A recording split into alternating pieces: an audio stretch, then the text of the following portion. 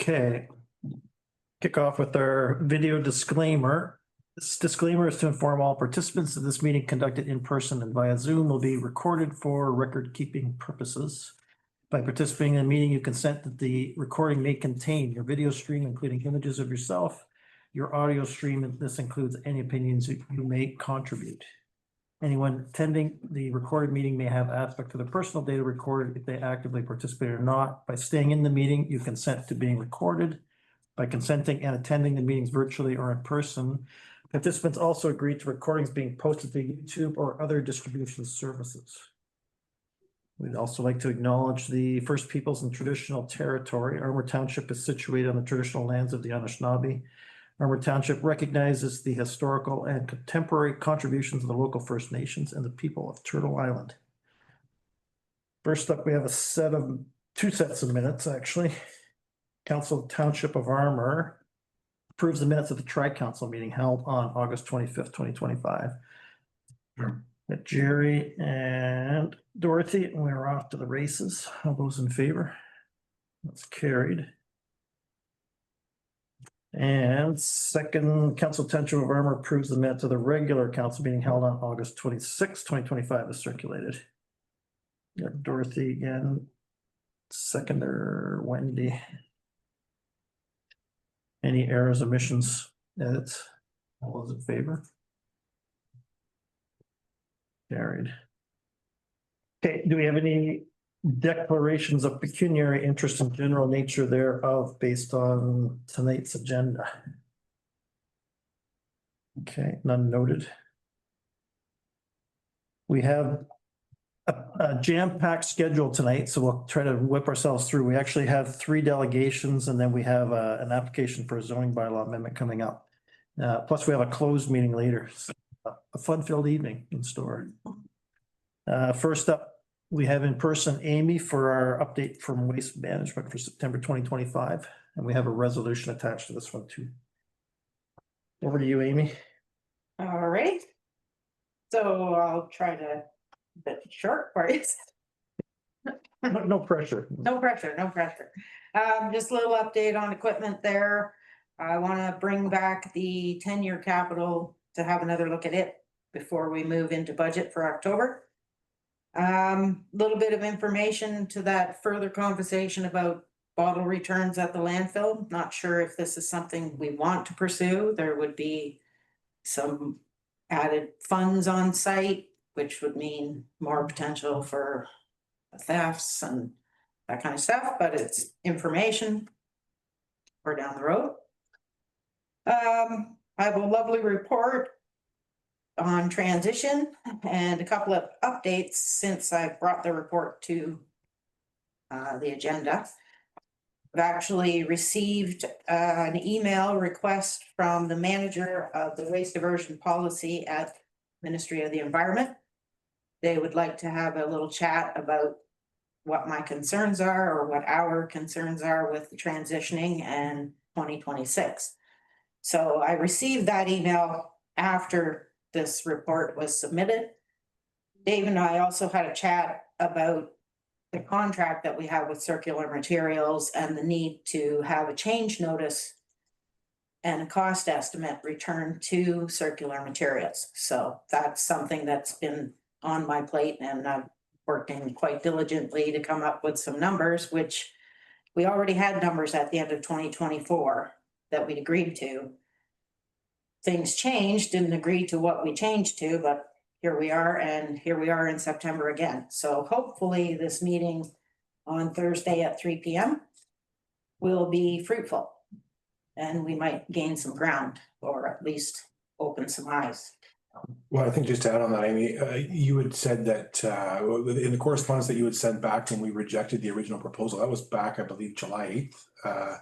And we haven't received, and so the way it's supposed to work in the contract is you weigh in on their change request, say yes or no.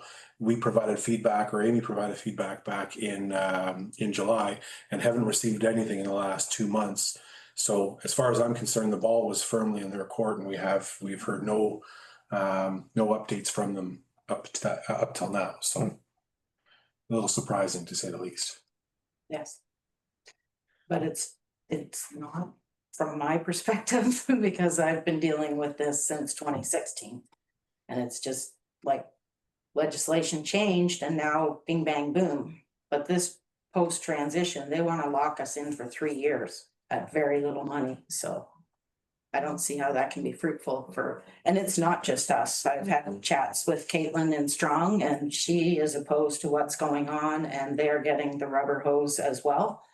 So at this point, I present to you the staff report and the resolution for council. So Amy writes resolutions the way I write resolutions. Take it over. A little bit of help, it's not mine alone. Okay, whereas the province of Ontario, through the Ministry of Environment, Conservation and Parks, transitioned the cost of blue box programs to a full producer responsibility, 100% cost recovery model under Ontario Reg 39121 Blue Box Regulation, made pursuant to the Resource Recovery and Circular Economy Act 2016. And whereas under the new framework, producers are individually and collectively responsible for operating and fully funding blue box collection systems effective July 1st, 2023, with municipal transition dates phased in through 2026. And whereas municipalities are no longer required to operate blue box collection systems after their designated transition date, resulting in the potential for stranded municipal assets, such as material recovery facilities, vehicles, bins, depots, and other capital investments, which may not be compensated under the new regulatory framework. And whereas the Council of Township of Armour has historically, on behalf of the shared service partners, invested in waste diversion programs and infrastructure to meet provincial mandates and local service expectations. And whereas the successful transition to the producer responsibility model requires clarity on asset management, fair compensation for stranded assets, and ongoing communication between municipalities, producers, and the province to ensure a seamless transition for residents. And whereas municipalities continue to have an interest in ensuring that blue box programs remain accessible, efficient, effective for residents throughout and after the transition period. And whereas the Municipal Corporation of Township of Armour and its shared service partners have formally declined the extension to contract made by Circular Materials through the change notice dated June 27, 2025. Therefore, be it resolved that the Council of Township of Armour hereby requests that the Ministry of Environment, Conservation and Parks and Producer Responsibility Organization, PROS, work collectively with municipalities to address the financial and operational risks of stranded assets, advocates for transparent processes, fair compensation, and timely communication to protect municipal investments and ensure service continuity for residents, and directs that a copy of this resolution be forwarded to the Premier of Ontario, Ministry of the Environment, Conservation and Parks, CEO of Circular Materials, Association of Municipalities of Ontario, and all Ontario municipalities for their information and support. I got Dorothy, and then I got Jerry. I'm wondering if we could maybe pass that over to the municipal meeting too. Good idea. The one at the end of September. Yeah. Yeah. Yeah, we'll add that in.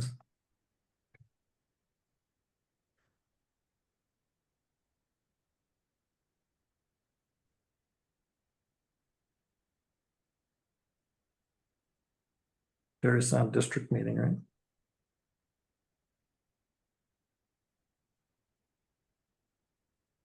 Okay. Any questions for Amy on the resolution? It sounds like this is getting a lot of press now as people kind of know what's coming at them, Amy. Like you knew this years ago, you could see where it was coming, but now it's like the train is hit and everybody's reacting. So they amended the regulation. They had it, they just finished the amendment and posted. So they've reduced targets now because the producers say it's way too expensive. We can't hit those targets, and they're just taking more and more away from municipalities and residents. So that's, So it's a lose-lose, really. oh yeah, That's cool. yeah. Yeah. Okay. Anybody want me to read the resolution again? I think it's quite good. All those in favor? And that carried. Yeah, thanks for that. Is there anything else that you wanted to Just one other, reached out to Emerald Energy to Waste, and they were very responsive. When I get into the capital again, we'll be looking at mining down the road, probably 2028-ish. They would have their new facility built and be ready to accept waste for incineration. So they would like to come to council and do a presentation on what they have to offer and how it's all about. So. Yeah. Whether we want to do it this year or I'm just feeling council out for that presentation so I can get back to them. Would that have our site looking like Perry's where we transfer out? No. So what we will do is mine the waste that's there like we have previously. Okay. But while we're mining, we could be shipping our household that's coming in. Oh, but just for a minimal time? Yeah. Okay, okay. And there could be potential for some of that waste. They don't generally like waste that's already begun to degrade. They want it fresh and mostly residential. They don't do like couches and mattresses and that's straight garbage, household garbage. Should we do that sooner rather than later? Yeah, and I think I'd like it's, to see the presentations. yeah, I don't know if it's possible to have it before the next tri-council. That might be pushing it. I can reach out. Next tri-council would be the end of October. End of October. Yeah, the last Monday. Can reach out and try. Good. Any other questions for Amy? Anything else, Amy, you wanted to touch? That's it. That was all for me. Excellent. Thank you very much. Appreciate it. You're welcome to stay for the festivities.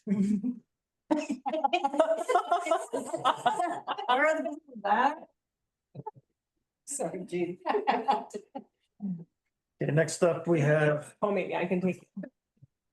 Dave Priester, who's online and on Zoom. So Dave, we've got your report, item 5, and over to you. Through you, Mr. Mayor, can everyone hear me? Yeah. Excellent, excellent. Thank you. To start off with, we have an update on the weather event that happened in July, the emergency response to that. The outstanding issue of note is the expansion joint on Pickerel and Jack Lake Road on the west side. That remains outstanding, and we're working diligently to have that replaced, ready for winter. Some of the other items that are coming up or that have been done recently, we had some line painting done on Berrydale Road, so Service Road, and we had the little tail and the stop bar done on 3 Mile Lake Road adjacent to Sunny Lee. Some of the other things going on, we have Cogeco still working away. They were working on Chetwynd Road. They did work on Cherry Hill Road, and they moved over to Relative Road. We have an update on North Pickerel Lake Bridge. They did pour yesterday the wing walls. They'll need to wait till Monday to backfill. The update was for October 10th for completion, but I question that. It could be a little bit later. They have a delay on the pedestrian railing possibly. The reason for the delays, the majority was the heavy rains that pushed the water levels up and pushed the foundation work was below the water line, and there's nothing they could have done. They did have extra rock as well to knock out, which pushed them back a week as well, when they were doing the work. They're reviewing all the quantities, to make sure that there's, good reasoning for, any changes to the quantities more than 10%. So we're reviewing that with the contractor and going through all that before the project's completed, and they want payment. We're trying to hammer everything out now and get all those resolved. Of note for our day-to-day operations, the rubber tire excavator, which we are using heavily, is down with transmission issues. We may have a cobbled fix with a minor leak ongoing. We're trying to get that going for tomorrow, but we do have an excavator on rent to complete the work for Ferguson Road, all those culverts that are being replaced. We've had a couple culverts that had to be replaced, one a plastic one, and the other ones are mostly steel. And then we're pulling up the other culverts that have the bumps in them. People don't like bumps, not a new service. So if we can pull those bumps out so they don't come back and put them in properly, that's our goal. We're trying to get out as many of the bumps we can and make that smooth. The idea is, the goal is with this road is if we can get the road built to the standard, close to the municipal standards, very close, then over time, it will just be a matter of doing like a slurry seal or a micro seal every 7 to 10 years. You can do some profile correction with that. So basically just a fresh coat of paint over the drywall until I retire. That's the idea. We're not gonna have these problems with bumps and different things. So the guys are well aware I'm not looking for any more, not to work on that road again. So we're trying, it takes a little bit more effort than that, but we're working on that. That's about all we have for updates at the moment. Oh, brushing. We're brushing down 3 Mile Lake, Skyline, and we're gonna see what we get done on Cherry Hill as well. Okay, thanks, Dave. Questions for Dave? So I'm pretty new to roads and I was like, drywall? Oh, okay. Try and make it relatable, sorry. Yeah, the ditching on Pevensey Road and Colburn's Road is really excellent. They've done it, that grade all did a wonderful job. Yeah, it's really stood up well. Thank you, Wendy. It's really stood up well with the rains that we've had. Everything's working much better as it should.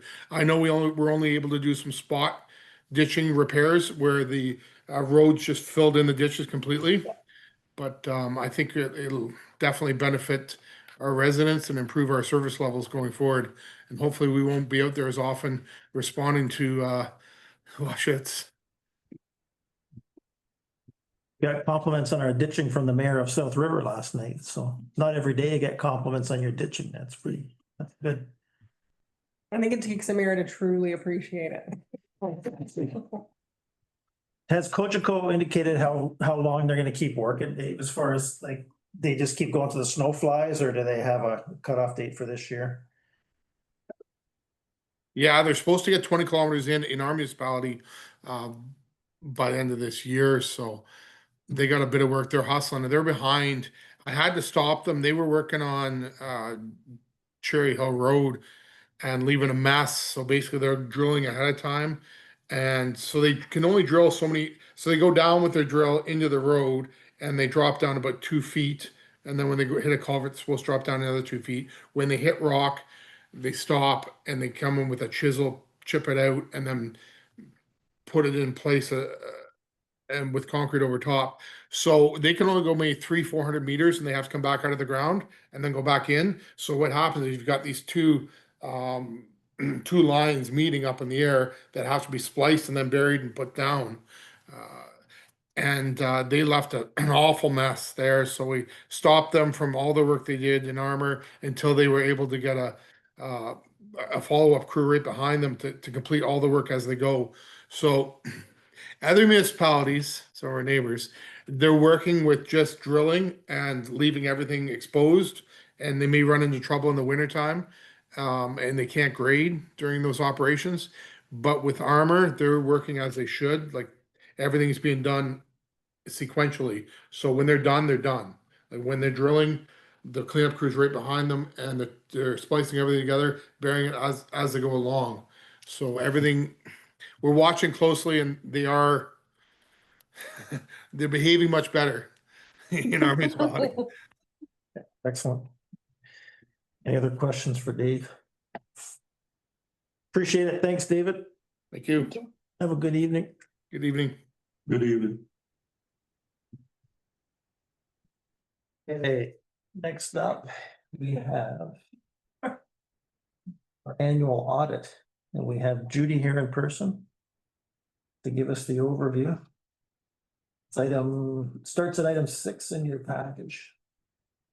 And Judy, over to you. First of all, I was hoping to come in August, but your council meeting conflicted with my personal vacation schedule, so kind of couldn't make it. We'll but- change that up for next time. Anyways, thank you, for letting me present tonight. So, there's a couple documents here, but just before we start, I sort of want to give everybody the big highlight reminder, with respect to these financial statements and the fact that they're consolidated financial statements and of course, public sector accounting standards. So what that means is they will look different than what your internal financials are presented to you. A couple big differences would be for your budget, for example, when you budget, if you were to budget for a purchase of a snowplow, you would call that an expenditure. Well, for accounting purposes, it's not an expense, it's a capital asset. Likewise, if you were to borrow to fund that snowplow, you would call that the loan proceeds would be called revenue in your budget. For accounting purposes, that's not revenue. However, we do have a thing called amortization expense, which is when you capitalize your asset and you write off the asset over its life, you have amortization expense, something you don't budget for. And the other piece too is in your internal budgets, you would expense your annual contribution to each of the joint boards. Whereas in these financial statements, you actually, on the consolidation basis, you pick up your share of the assets, your share of the liabilities, your share of the revenue, and your share of the expenses. So these statements look different than what you're used to seeing, but they have to be presented this way in order to have a clean audit opinion. Also, in terms of the audit, just sort of reminding everybody what an audit is and what an audit isn't. So when we do an audit, we audit for a reasonable assurance. We can't audit for absolute assurance because you never get absolute assurance. And also when we audit for what we call a material misstatement. So we're not saying that these financial statements are perfect and contain zero errors. What we're saying is we've done sufficient work to feel like we would have detected material misstatement. So for example, if there was a $10,000 misstatement in these financials that we were aware of, that would not be material to the overall users of the financial statements. And we would therefore acknowledge that error, but we wouldn't require an adjustment and we would still give it a clean audit opinion. But if we had a $150,000 error, for example, we would first ask management to correct that level of misstatement because it's material. And if for whatever reason management chose not to correct that level of misstatement, it would actually be considered material and we would change our audit opinion. So it's reasonable assurance of material misstatement. Also, when we audit, we don't audit every account, every transaction, every dollar that flows through the books. At the planning stage, we sit down and identify areas of higher risk and areas of lower risk and spend more audit efforts in the area of higher risk and less audit efforts in the areas of lower risk. And we also use different techniques throughout the file. So on some accounts, we might compare the balance of the prior year into budgets. On some accounts, we might look at any transaction over a dollar threshold that we set. And in other accounts, we might put the whole population of transactions into the computer, let the computer pick a random sample and test that sample. And in addition, when we look at how we're going to audit certain things, we do look at your internal controls to decide how we might audit something, but this opinion is on your financials. It's not an opinion on your internal controls. And in terms of responsibilities, although management uses the services of a third-party consultant to draft the financial statements and related note disclosures, management takes ownership of the financial statements. Don Grant Thornton is responsible for performing the audit work and issuing the audit opinion. And since there is no audit committee, then council is the group charged with governance and you have the overall responsibility and oversight of financial reporting. So if I just read our opinion on start with the consolidated financial statements. If I read our opinion, it says, in our opinion, the company consolidated financial statements present fairly in all material respects. Financial position of the municipal corporation of the Township of Armour as at December 31st, 2024, and its results of operations, its changes in its net financial assets and its cash flows for the year then ended in accordance with Canadian public sector accounting standards. So again, on your consolidated financial statements, that is a clean audit opinion. So if we focus on the consolidated financial statements for now, and we go to page 3, is your consolidated statement of financial position. And in this statement, you report all of your financial assets, your liabilities, as well as your non-financial assets. And your financial assets are comprised of things that are either cash today or they're going to turn into cash at some point. And you've got $5 million of financial assets comprised of cash, which is all the various bank accounts that you hold. And you'll see an increase from the year before. And that's just the timing of for example, you've got less receivables, so you've collected your receivables. However, you've had more payables, so you haven't paid all the payments at the same rate as the year before. Your investments is just simply your share of the library GICs. Your taxes receivable, that's your balance for 2024 taxes receivable, as well as all prior year tax revenues, as well as penalties on those tax revenues. And your collections have improved. The ratio really hasn't changed in terms of last year. about 33% of that balance was arrears, and this year about 32% of the balance is in arrears. So overall, more collections, but spread evenly in terms of current taxes versus arrears. Your accounts receivable, that's everything owing to the municipality except for taxes receivable. So here's where you'll have all of your grants receivable, for example, on any federal provincial funding. So you've got $378,000 of grants that were receivable at year end, as well as your HST rebate, for example, because you pay your HST on your invoices, but then you have to claim your rebate and get your money back after. You'll notice a big decrease from the year before. That's because 2023 had other grants that were non-recurring, for example, NHFC and the RAD grants. Your inventory is held for resale. That's made up of your share of the Arena snack bar, as well as in 2024, there was about an extra $50,000 in that balance, and that's made up of a property that was repurchased, and it will be resold. So your financial assets of $5 million. Your liabilities comprise of accounts payable and accrued liabilities. So that's anything that the municipality owes to third parties for either goods received or services rendered before December 31st, for which you didn't pay the invoice till after December 31st. So again, based on the timing of all your payments. Your deferred revenue general, in the current year, you'll see an increase, and that has to do with your NORDS funding. You received went up by $97,000. And again, when you receive funding, where there is grant stipulations on how you're supposed to spend that funding, when you receive it, it's not revenue for accounting purposes, and until you've spent the eligible expenditure that goes with that stipulation. One item that's new in this balance in 2024 is building permits. So there's $117,000 at the end of 2024 that's being deferred for building permits. And that's a result of a change in Canadian public sector accounting standards. So PS 3400 revenue recognition came out and was effective for the municipality starting January 1st, 2024. And what that new standard says is that you have to look at all your revenues that aren't covered by another standard, such as taxes and government funding, so all of the miscellaneous revenue. You have to look at your performance obligations. And when do you actually earn the revenue? You might have 6 steps to have met your performance obligations, or you might have just 1 step. So building permits is the area that got impacted by this new revenue recognition, because your building permits have various steps you have to complete to satisfy your performance obligations. So the change in standard was applied prospectively, which means unlike last year when you adopted asset retirement obligations, you had to go back and restate the prior year and flow through some adjustments. This one, it was adopted on January 1st, 2024 prospectively. So there was no change to the prior year figures. However, in that $117,000 balance, there is over $50,000 of amounts relating to building permits collected before 2024, for which there's still outstanding performance obligations. So that's all buried in this number, and that's part of the big increase. And going forward, that's how you're going to account for building permits or any other revenue where you might have more than 1 performance obligation before you actually earn that revenue. Your deferred revenue obligatory reserves, that's your other type of restricted funding, such as gas tax and OSIF. Again, you can only recognize the revenue once you've incurred the eligible expense. Your long-term debt is just your outstanding principal on your share of the fire loan, as well as your roads department debt from years ago. So $465,000 on the roads and $56,000 on your share of the fire. Tangible capital lease is just a small balance related to a photocopier lease. Employee benefits payable, it's a small balance. It's your share of the arena and fire sick leave liability.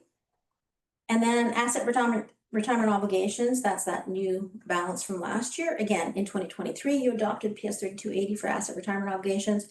Your landfill got converted from the old standards to the new standards. And the big change there was in the past, you only recognize your liability to the extent of the % of the landfill used. With the new standards that were adopted in 2023, you record 100% of the liability the minute you become legally obligated on that asset retirement obligation. But what was new last year was the other types of asset retirement obligations that got captured in that new standard, such as asbestos in buildings. So your balance includes your share of, for example, the arena and fire department each had liability for AROs on asbestos, and you pick up your share. So it's the landfill, your share of the landfill, plus your share of any other AROs.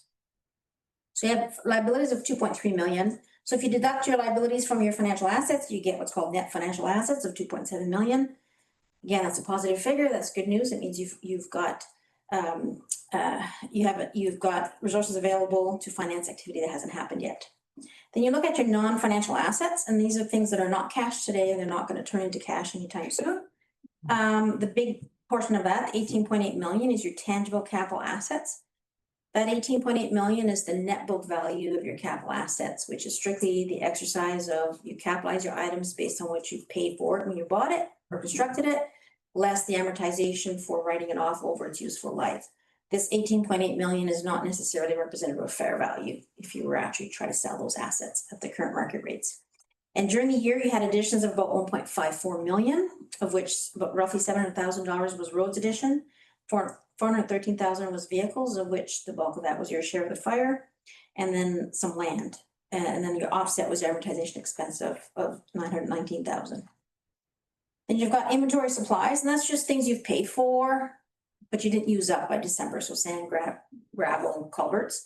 And last year you had a late, in November 2023, you had a late purchase of salt, I believe, so the balance was a bit higher than the year before. Your prepaid expenses, anything you've paid for services or registrations or service contracts for which the service period extends beyond December 31st. So that gives you non-financial assets of $19 million. And then for accounting purposes, you get what's called accumulated surplus, the 21.7 million. And here's where we pause and we jump to note 17, which is on page 23 of the document.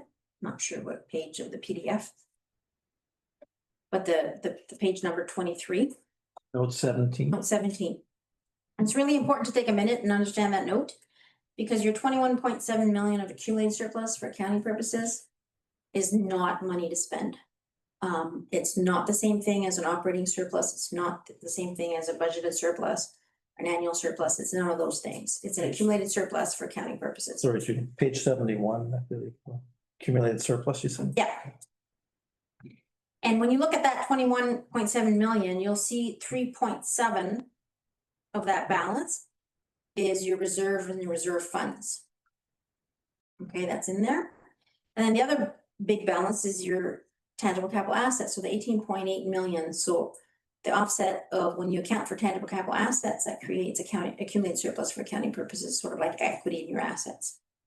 And then you've got some unfinanced capital and some unfunded amounts, which are amounts you have not, it's liabilities that you have not yet levied your taxpayers for. So for example, you don't levy your taxpayers for all of your long-term debt at once. You levy them annually for the principal and interest payments. So these are liabilities you have on the books that you have not yet levied your taxpayers. So that reduces that balance. But the balance that's of interest in terms of a budgeting balance, for example, would be the one called general operating surplus, municipality, 315,000. So again, just understanding that the 21.7 million isn't money to spend. And then we'll go back to page 4 of the financials for the statement of operations and accumulated surplus. And on this statement is where you report your revenue and your expenses, again, for accounting purposes. Your revenue is coming in at 5.3 million, which is roughly 89% of budget. And in terms of the significant activity, you'll see your user charges are up from 2023, and that's some of it has to do with 2024 being the first year after the KCC renovation. So things like your registration, your day camps, you've got extra activity in there. Your government transfers, your budget is a lot higher than your actual because there was some budget activity regarding the use of OSIF and ORDS and gas tax funding on roads project, and that money wasn't used, so your budget was higher than your actual. Your restructuring net revenue, that's just a small balance. That has to do with the ACE. And when there's a shift in participation, for example, Ryerson ended in December 31st, 2023, McMurray joined on January 1st, 2024. Whenever there's a change, it changes your allocation percentage. So there's a small adjustment that flows through. And then your other revenue, here's where you see the impact of that new PS34 revenue recognition standards for building permits. So again, we don't restate the prior year of the 549 would have had all building permits and any other revenue. The current year, you're well below budget, plus you're below the prior year, and that has to do with the adjustment to take off the building permit revenue that's not yet earned. On your expenses, your actual is $5 million compared to budget of 5.5, so coming in roughly at 91% of budget. You've got lots of accounts that are you know, either over budget or under budget, but when you look at the significant ones, your protection to persons and property is up from the year before because it was an increase in terms of your bylaw officer hours plus one new officer. Your transportation services, you're below budget on a lot of items, but things like salt and sand and roadside maintenance, you're below budget in various accounts. Your recreation and cultural services, close to budget, but up quite a bit from the year before, and that has to do with some additional program costs, which match the revenue, as well as the new recreation positions, and your share of the arena costs is higher because there was more activity on that side. So for accounting purposes, you get an annual surplus of 354,000. And again, note 17 would show you how that middle column, how that 354 is assigned to all the different buckets. Page 5 is your statement of change in net financial assets. It's a statement you don't see except once a year. And the purpose of this statement is to reconcile items that affect your net financial assets that we talked about financial assets less liabilities, items that don't contribute to an increase or a decrease. So you start the year with your annual surplus for accounting purposes, but then you back out your acquisition of your tangible capital assets because that is not expense in your annual surplus for accounting purposes, yet you used up cash to buy them. And then your offsetting is amortization expense. That was an expense in the annual surplus, so it reduced the annual surplus, yet it's not a cash thing, so you add that back. So this is the statement that explains how you started the year with net financial assets of 2.9 million. You've reduced your net financial asset position by roughly 202,000 to end the year at this 2.7 that we spoke about earlier. Page 6 is your statement of cash flows. Again, another statement that you don't see in your internals. And the purpose of this statement is to sort of summarize how the cash is moving in terms of the timing of cash inflows and cash outflows. And all of these numbers come from the previous 4 pages. So this explains, for example, how you would have an annual surplus for accounting purposes of 354,000. But there's not a one-to-one relationship with everything in terms of how the cash flows. So something we call revenue before you see the money. Likewise, something can be called an expense before you pay the bill. So depending on when you collect your receivables, when you pay your vendors, as well as the fact that you purchase capital assets, which are not expensed, this statement explains how the money is moving on a cash flow basis to explain we have an annual surplus of 354,000, yet our bank balance went up by 511,000. So there's lots of ins and outs that come in and how the money's flowing. And then pages 7 onward are all of the accounting policies, as well as any supplementary note disclosures with respect to some of the balances that were in the previous pages. So everything is the same as last year, other than you'll note on, whoops. On page 12, note 2. Note 2 summarizes the change in accounting policy. So last year, that note would have talked about the financial instruments adoption, the asset retirement obligation adoption. That's gone now because it's part of your everyday stuff. This year, note 2 talks about 3 items that were technically adopted by the municipality. The first one is PS 3400 revenue that we talked about, which is building permits, the fact that you have to defer for your multiple obligations. And there's 2 other standards that you actually did adopt. However, there was no impact on the financial statements, but you did adopt them. One of them is purchased intangibles, which you didn't have any. But if in the future you do, then there's accounting policies that dictate that. And then public-private partnerships. Again, you've adopted the standard, but there was no impact.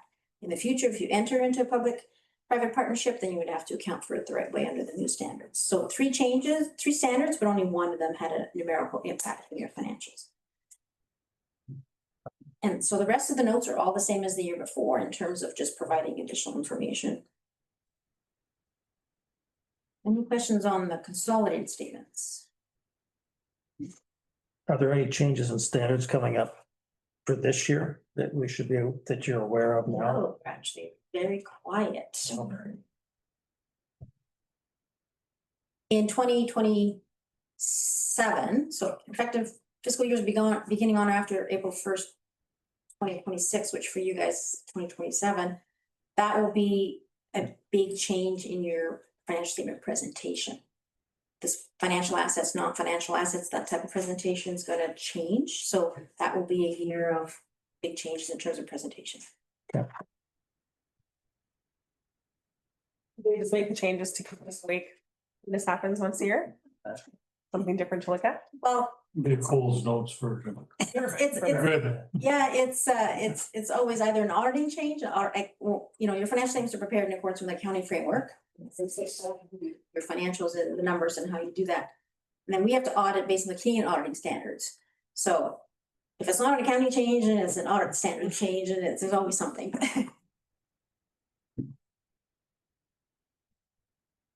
So I'm not sure what's in order in terms of your next financial. We have trust. Trust. Okay, we'll skip that one because it's lots of pages for no activity.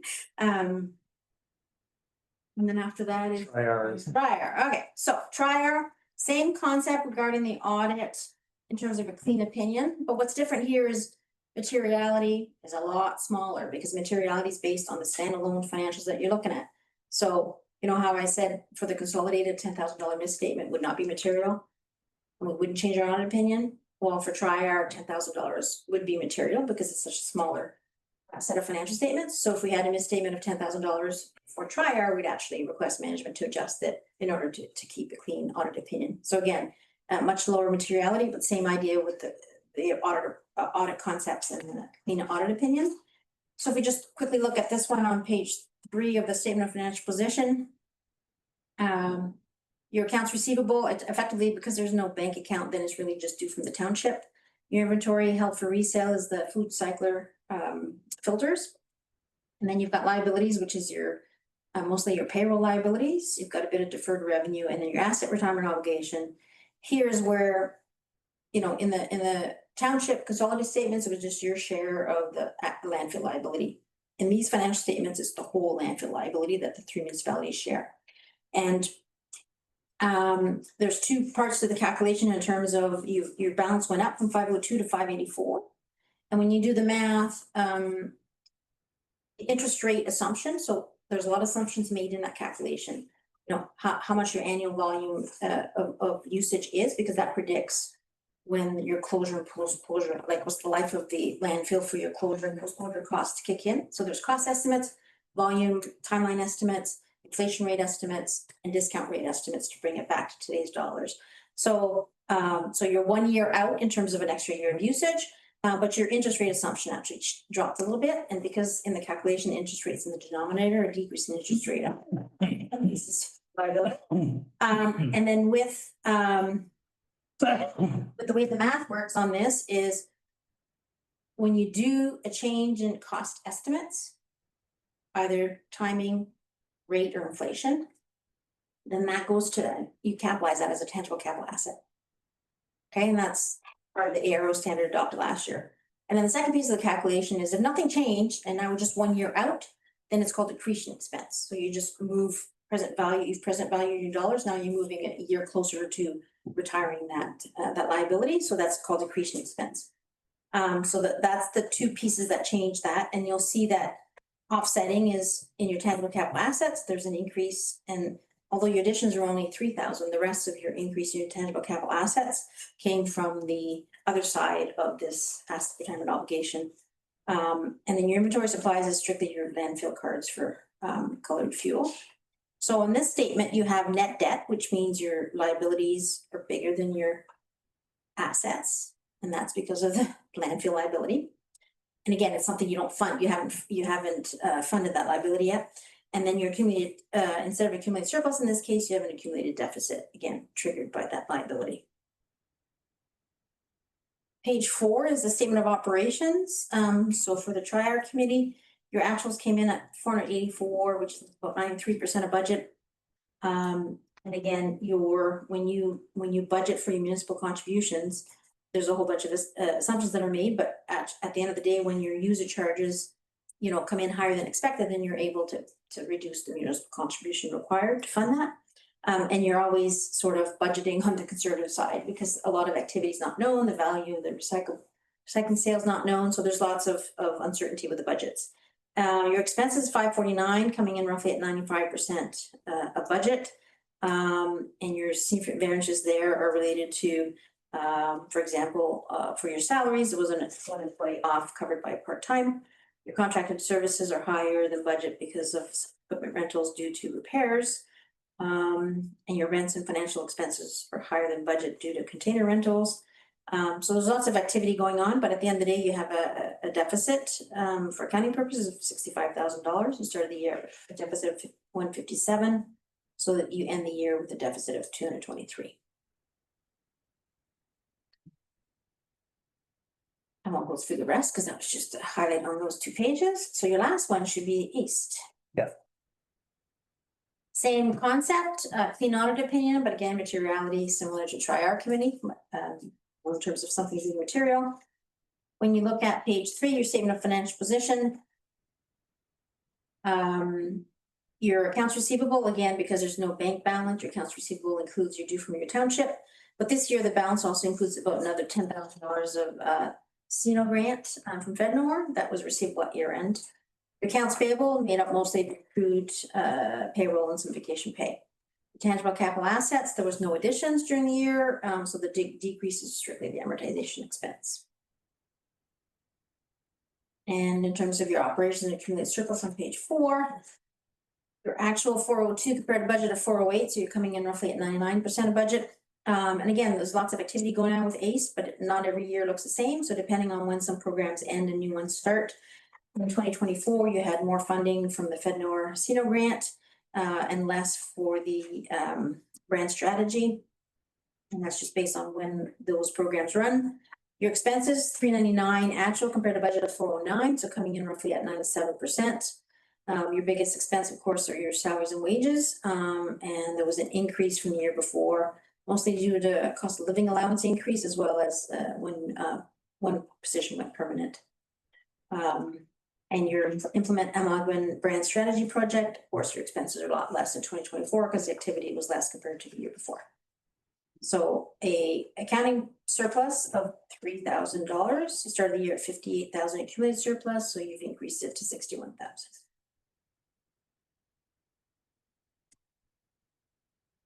That's it for the financial statements. Don't know if there's any questions before I go into the last report. Questions for Judy on those? Carry on. So the last report you have in your package is the one on the Don Granthorpe letterhead, and this is the report to council. Again, without our audit committee, this is the group that's charged with oversight of financial reporting, and this report, in terms of Canadian auditing standards, discharges our responsibilities as auditors in terms of communicating what we are required to communicate under the standards. So I won't go through everything, but a couple of things I want to highlight.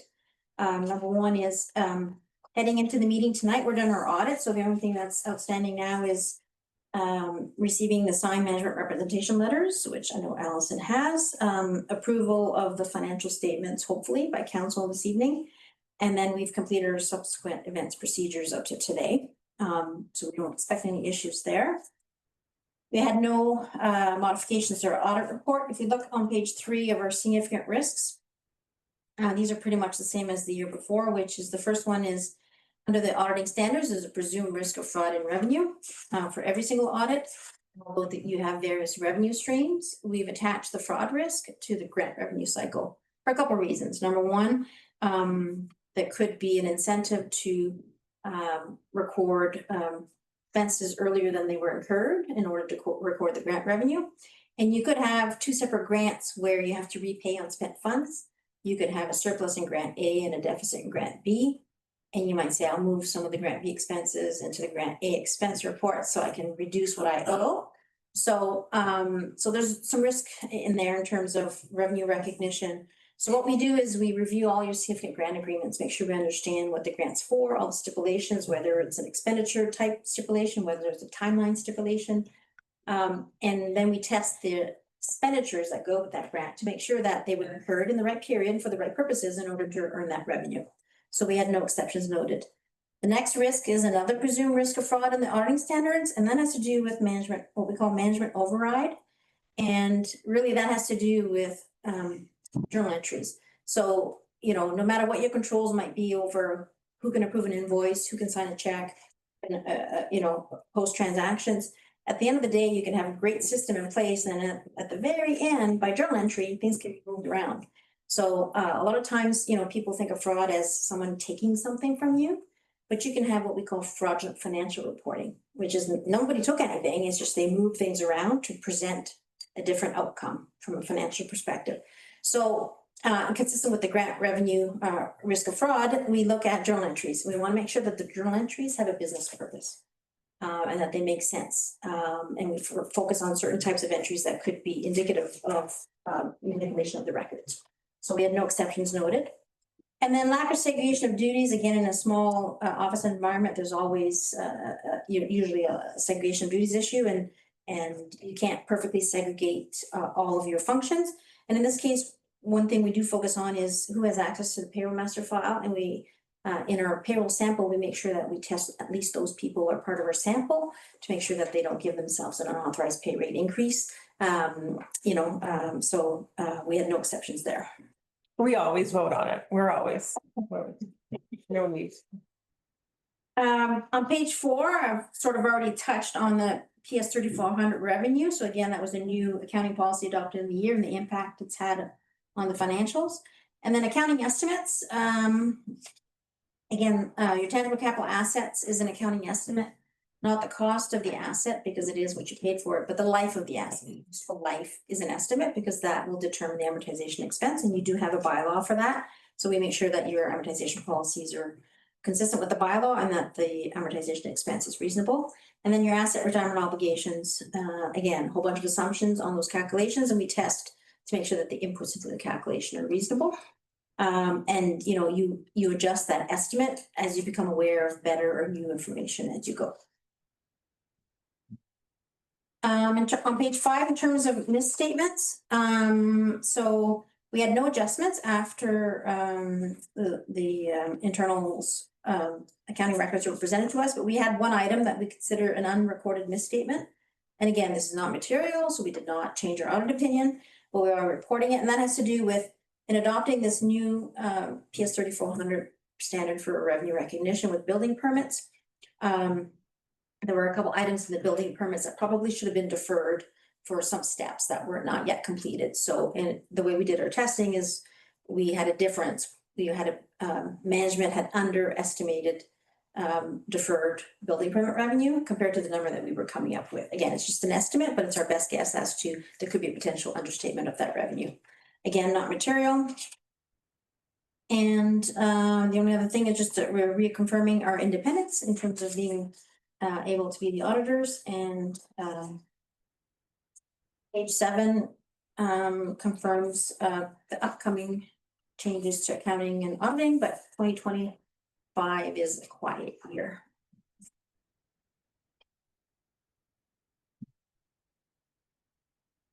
Okay. Questions for Judy? You got me pretty excited about my municipal administration course that I'm taking. That's great, Judy. Thank you very much. Do we have a resolution to read in to accept these statements? Council Township of Armour approved the 2024 consolidated financial statements, the 2024 trust funds financial statements, the 2024 Tri-R waste management financial statements, and the 2024 Megwin Community Economic Development financial statements for the Township of Armour as presented by our auditors, Don Grant Thornton. Furthermore, the council authorized the treasurer to sign the representation letters as presented by our auditors. Mover Wendy. Seconder Rod. Any other questions? All those in favor? Thank you, Judy. Were they in that email you sent me? No. I'll go home and double check. I thought I attached them. Okay. You just send me in the morning. Okay. Okay, thanks, Judy. Good evening. Have a good night. All right. Speaking of money, we have our accounts up next. Council of Township of Armour approves the September 2025 accounts in the amount of $746,113.45 for payment, and the mayor and treasurer are hereby authorized to sign checks for same. Seconder. Okay. Any questions for Allison? We have Allison here. I didn't have any questions. Okay. All those in favor? And that's carried.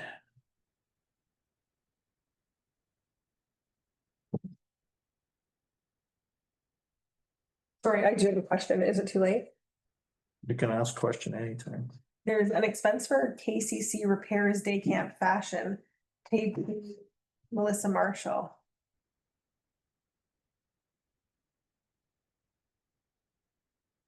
Is that just like for receipts? She would have bought something for day camp and for the fall fashion fancy probably.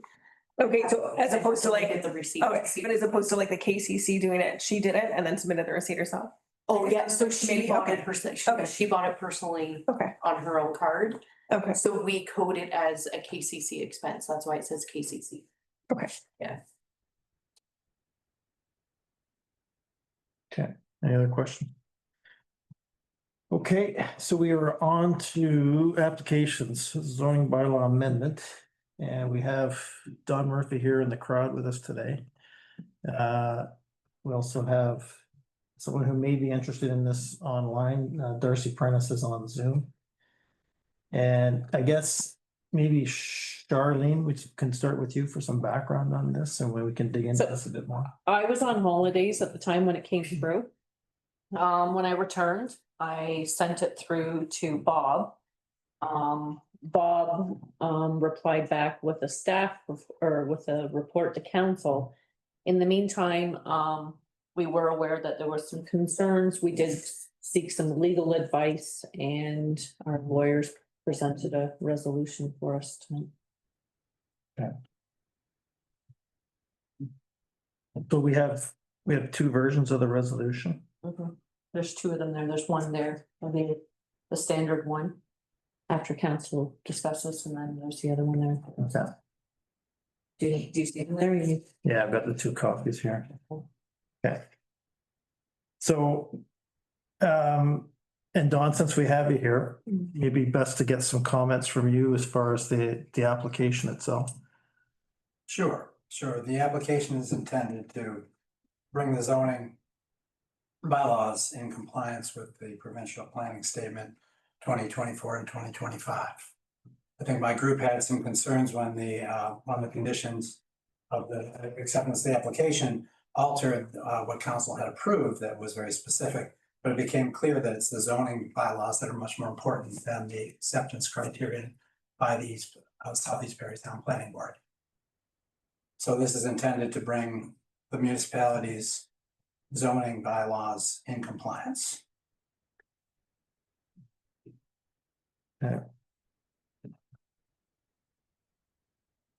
We had a number of, we had feedback from a legal standpoint on, because we hadn't seen this before. It was more about where the application came from. It's unusual but not to say that it can't come from anyone in the municipality, but it's unusual that it's not the developer themselves who's looking for a zoning bylaw amendment. So it was curious to us. The one thing that was mentioned in looking at the application is that the thing it doesn't deal with is the rest of the municipality. So we're dealing with a very specific instance, which presumably is the Prentice property beside you. But the changes to the zoning bylaw don't take into account the fact that this would have to be a review of every single similarly impacted property across the municipality. So it's a much bigger exercise than an application just for that singular property. We would have to go through a process across the board. That's the understanding, that the feedback that we had from a legal perspective. Would that be true for areas where property wasn't being developed? You wouldn't have to retroactively look at what was done previously, would you? I'm not clear on that. I would agree, it obviously should apply to the whole township, but I don't understand where, obviously when the new development were to come up, it would be applied against the zoning bylaw. Basically, what Ed, like what the lawyer was saying was that this type of application normally comes from a planner or a staff report, not necessarily from a private property owner. So the changes that are being proposed are across the entire zoning bylaw for clarification of changing the definitions, bringing them into compliance as stated in this, to the PPS, but the impact would be across like the entire municipality. So what's being said is that what's being proposed doesn't coincide as to what the planner would normally do for us. Normally, in a case like this, our planner would review any of the changes to the PPS and come back with a fulsome amendment that includes any changes to the PPS, not like individual ones, like normally we would do a comprehensive change to the zoning bylaw. So with having it being presented by a ratepayer, it becomes more specific. There's requirements for descriptions of all the lots that are being proposed to be impacted. There's the requirement for community consultation, and all of that hasn't been included in the application. And it's only picking a certain area of the municipality, but the way that it's being submitted, it would impact everyone. So that, Read it, sorry, excuse me. Were you able to see the email from the lawyer? No, I don't believe so. No, it was just, this is just Bob's report that's included in the. Oh, I'm sorry, Bob. Yes, not the lawyer. Yeah, I did. Sorry, you did see that. Okay, thank you. so that, yeah, the wording that we received was, first thing noted is that applying to change the permitted uses in the wetland protection zone. Presumably the zoning applies to a number of publicly and privately owned properties, and thus a much more detailed application would be required. Specifically, the application must provide all of the information required under Schedule 1 of OREG 54506 of the Planning Act. The applicant would have to identify all properties to which this zone applies and then provide all of the required information such as the current use of land, Schedule 1, paragraph 16, the identification of existing building structures, the frontage depth area of each parcel that is subject to this zone. All that information would have to be considered in the context of changing the permitted uses on those lands. That makes sense.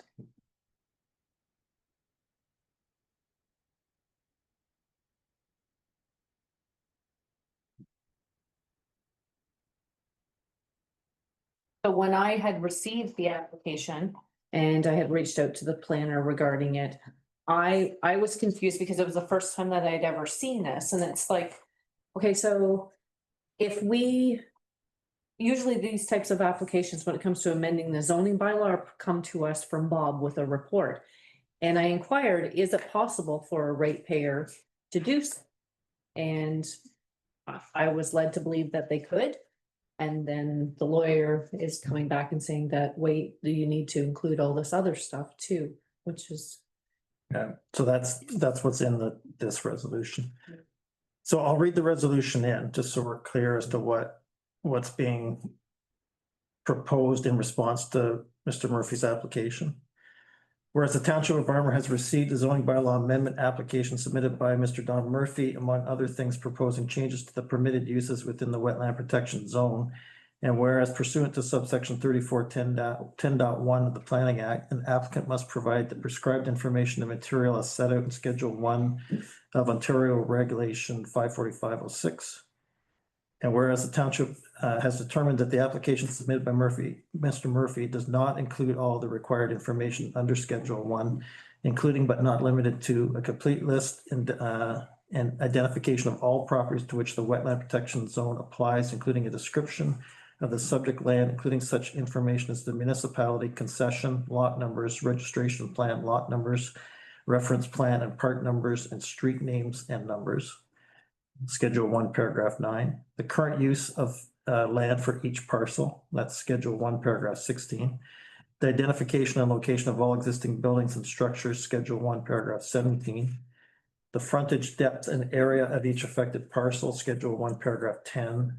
The current designation of the subject land and the applicable official plans, and an explanation of how the application conforms with the official plan, Schedule 1, paragraph 4.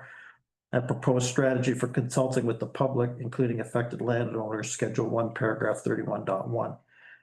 And whereas until such time as the required information and material have been submitted, subsection 3410.3 of the Planning Act permits council to refuse to accept or further consider the application and confirms that the statutory time periods under subsection 3411 and 3411.0001 do not begin.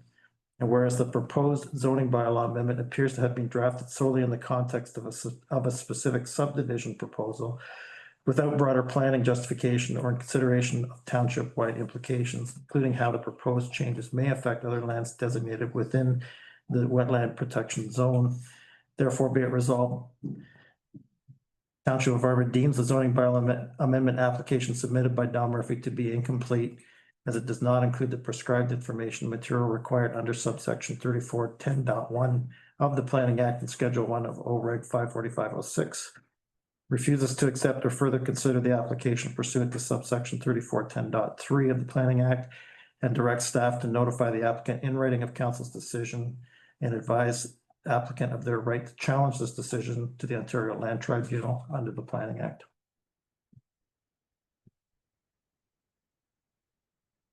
Can I get a mover so we can table it? Sure. Rod and Jerry. Sorry, was that resolution our lawyer's recommendation? Yes.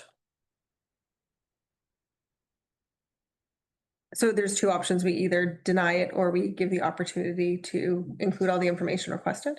Well, what this is saying is the application is presented as incomplete.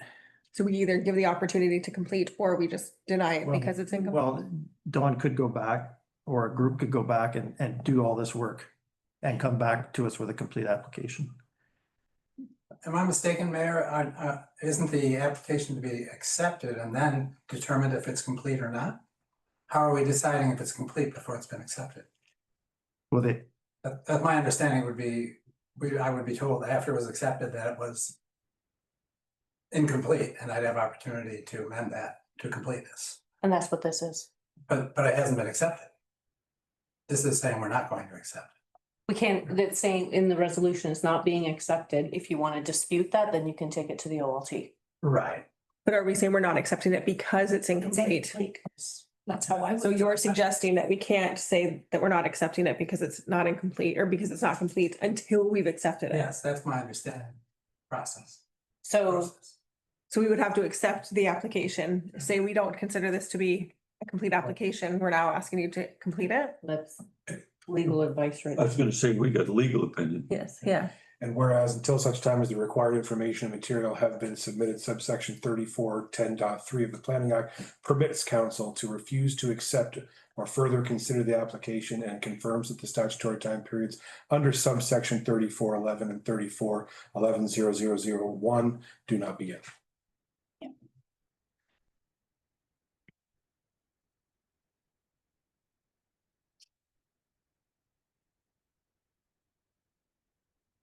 Other questions, comments? Well, we have legal opinion, so I don't, why. Yeah, I don't, I think we can't move forward on it based on the legal opinion. I would say that's the case. Okay, all those in favor? And that's carried. He does have the opportunity, or the organization has the opportunity now though to complete a completely different one, Sure. meeting all those requirements. Based on. Okay, thank you. Requirements that are laid out here. Yeah. And this one sure is not. It's got the same number, I wasn't sure which way you were gonna go. Okay, I give you options. What was the other resolution? It was Bob's recommendation, Let's accept. which was to accept it, but that was before the legal advice. Understood.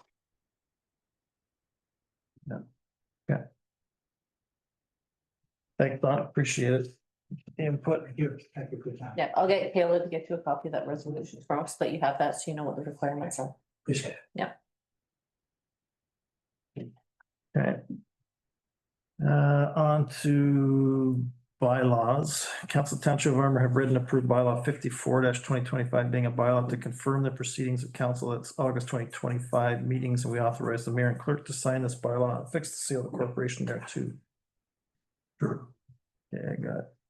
Yeah, I heard Rod and I saw Jerry. The shadow.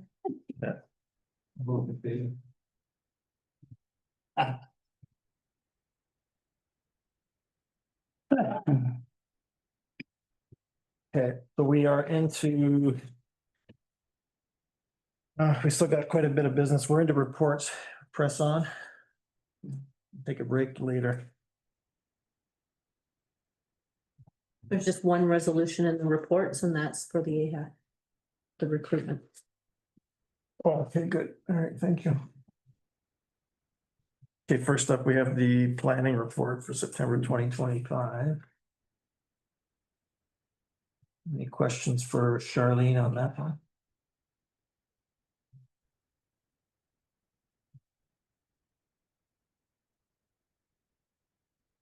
15, we have a bit of a report on the number of septic permits from North Bay Mattawa, as we had requested. Yeah, the one thing that I wasn't included here that I would have liked to see was the number of times they get contacted for complaints or inspections. That I thought that was, because that's something if we take on this, we're responsible for not just new permits, but with the complaints as well. So I was just curious in a year whether they have 5 or 10 or 15 or how many they deal with. Interesting to see how closely they track that stuff.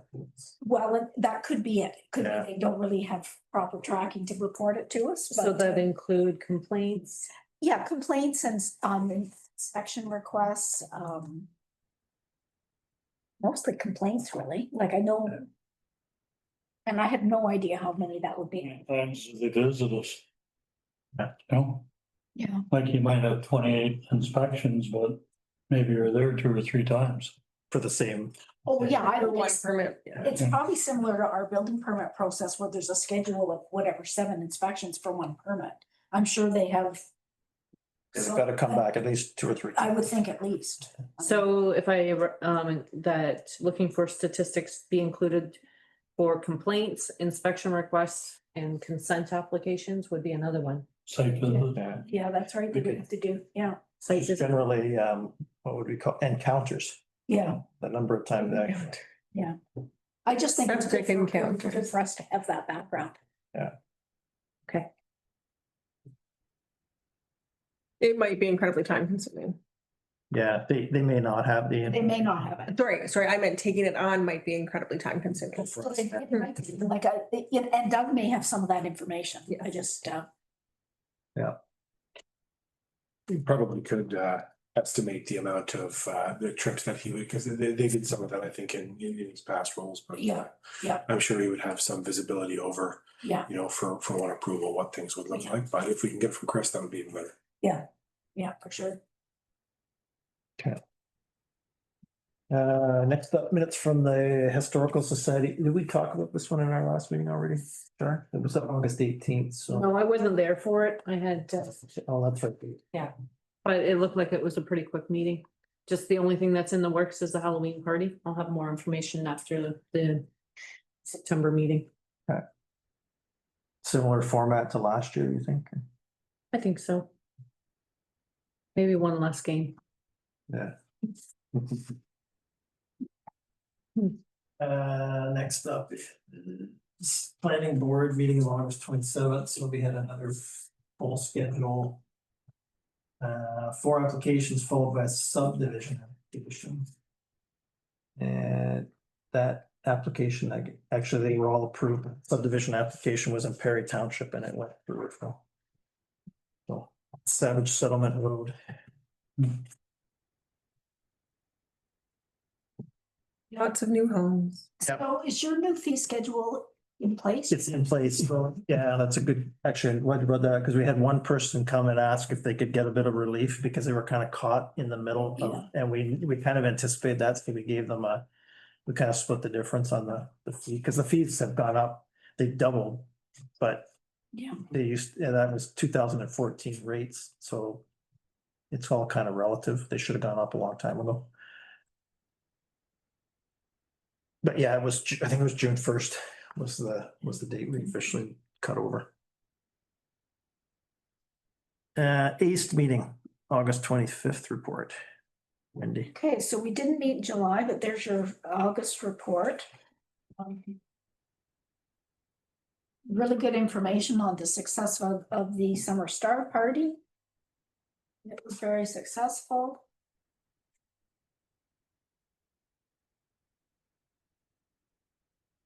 The main thing is the transition to the two-staff department, and there's a detailed report here from our director, as well as the budget impact of the two staff and a breakdown per municipality. So the board spent a fair amount of time discussing this, and we've asked the board members to make sure that their municipalities get this on their agenda sooner rather than later. And we're asking for consideration, the board supported by resolution, moving to the levy, percentage of levy format for fund ACE. That was supported unanimously by board members, so that's going back to each municipality, as well as a request to make a commitment for 2 years to take us to the end of our CNO funding, which would be an agreement in place for 26 and 27. So that's what's being discussed at municipalities now, and we'd like that commitment sooner rather than later so that we know within the next month or so whether we have support or not. I think it's key that we know going forward how many municipalities are ready to commit for at least the 2 years to get us to the end of our CNO. Yeah, I think outstanding steps is I'll get the shared services agreement finalized with the percent to budget concept in place. Then we can send that agreement out to all municipalities, not just current members, but to all municipalities, with the opportunity to sign on for a 2-year transitional period, where in which we can look at establishing a strategy as well as what funding looks like post CNO, as we've been informed that it's unlikely that we'll get renewed for a third renewal. I think that that approach is important, because I think it's important that we keep reaching out to the municipalities that are currently not in, and just because the numbers are quite different when you look at the number of partners, 10, 12 versus the 8. And to me, it's no brainer. It's not a significant amount of money for any municipality, and it supplies such positive, just the support for businesses in the community. There's a really good report here as well that explains what ACE is, what we do, how we support. And I thought it would be a real good one, Dorothy, for you, because it would give you more insight into exactly what ACE, what it is. And you're not alone in not really knowing. Like, it's out there, people hear it, but what exactly does ACE do? So I think that's I was speaking for the people, Wendy, but thank you. Any one comment at a council meeting, Dorothy, 5-page report. Get this to your level, Dorothy. Make this make sense. But no, it's important. Like, So interestingly, as we went through our municipal visits, we did have staff from other municipalities say, this is, I gave them my condensed version, which really is 5 pages, but an hour of me speaking. You're welcome. Thank you.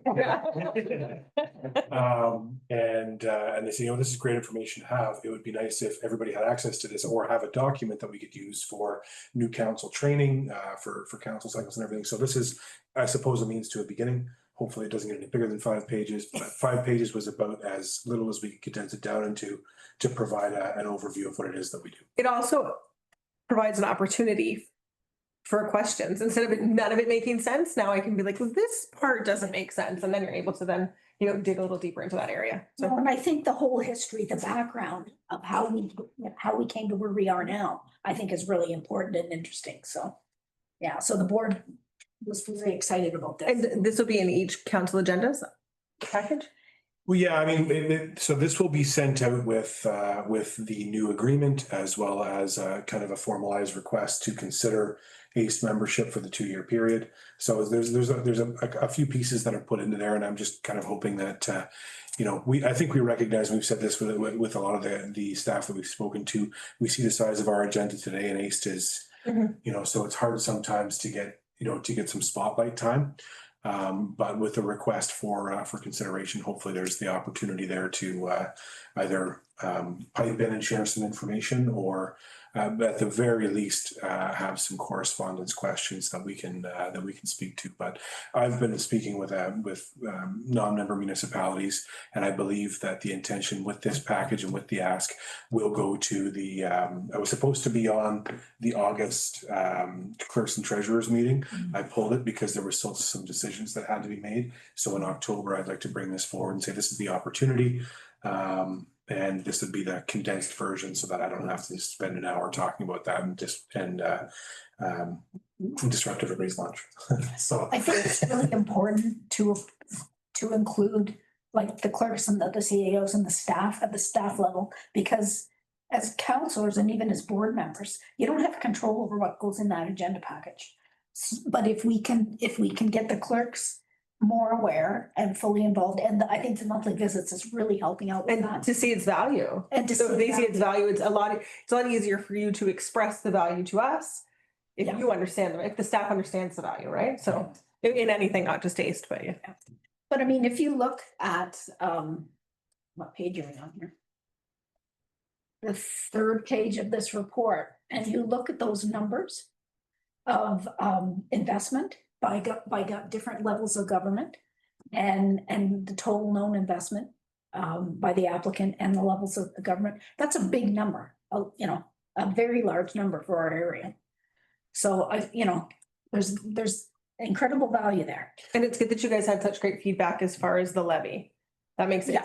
it feels more fair to everybody. yeah, we had some hurdles to jump over for sure. And I think, a lot of them were really questioning the predictability, but the easy offset of predictability is we do it on prior year. So, if it was for 2026, we'll be looking at 2025 levy. And the other big pushback was, well, if we have lots of projects in a given year, we have lots of roads, we got a bridge or whatever, and we're levying more dollars, and presumably that equals out over time. Like everybody has investments that they're putting into infrastructure, big projects that they have going on. So, we're not going to see massive fluctuations. And again, most of those major projects, bridges, roads, or major road replacements are somewhat subsidized in many cases by additional funds. So it does level out. And the other thing it did was it brought everybody up to the same level of membership. So there's been consistent concerns with a particular municipality that was welcomed in under a half share in 2019. At that time, it was a great thing. Everybody was happy to have. Everybody was happy with it, but that's not the consensus around the table now, so. So it levels everything, and it's a lot easier to explain. It's a flat rate percentage of the tax levy versus it's $10,000 base contribution plus a 30% of assessment population households. And it's, so that's a lot of syllables versus, and when you read the numbers, they're relatively similar. Like it's Not a huge. The comment that Berks Falls made earlier in the year, have they made any direction which way they're gonna go?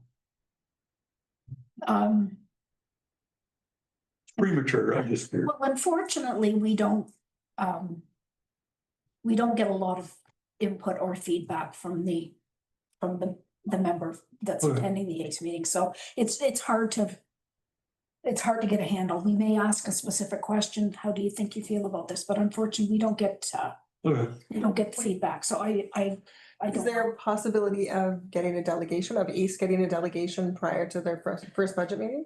in the works for October. in fairness, once we got the resolution in January, I was in communication right away to see if I could book a meeting and to get in front of council to provide some information. I think there's been probably about 4 or 5 different requests. And, you know, in January as well, maybe in May after our new council member starts in May, maybe, you know, maybe closer to give it a couple of months, maybe July or August. In August, it was September. Now leading into September, it's October. So that. So show up in October, that's what I'm hearing. So, and I would say to your question, more specifically, not officially. So I wasn't at the last meeting of Burks Falls. I'm on the agenda for the next one. I want to go just to hear this. If it comes The up. conversation is on the table, or if they wait to the last minute and make a decision. Just. It was I think at the ACE meeting, it was interesting because at the end, it was really ACE and the board has done all they can to counter some of the arguments that have come up over the last year. And it gets to a point where you say, okay, we've done all we can. If you're not in, you've got a philosophical problem with ACE and you had no intention of staying in. Yeah. So like all the excuses have been eliminated now. Okay. So if they're not in, they're making that call. It's not. And that's what.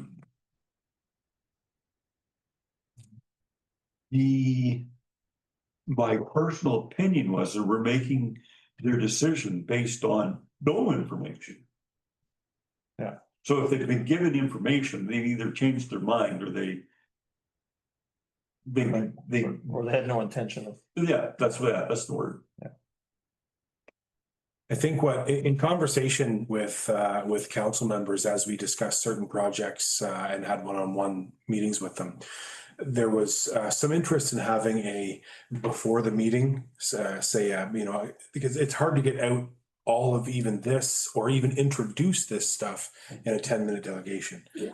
And, you know, I had requested, is it possible prior to the meeting, although you have all of council there, from an information perspective, could I have an hour? Like an open house. To go through and answer questions or take away questions for future answers. So as I go and we plan for that, and my hope would be that our ACE chair and or vice chair would be present for that meeting, or a board member, any other board member, to get that time to be able to properly speak to it.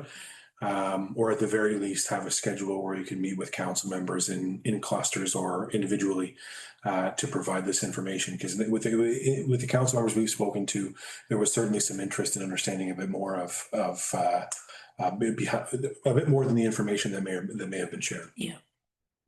Can you give a delegation a try?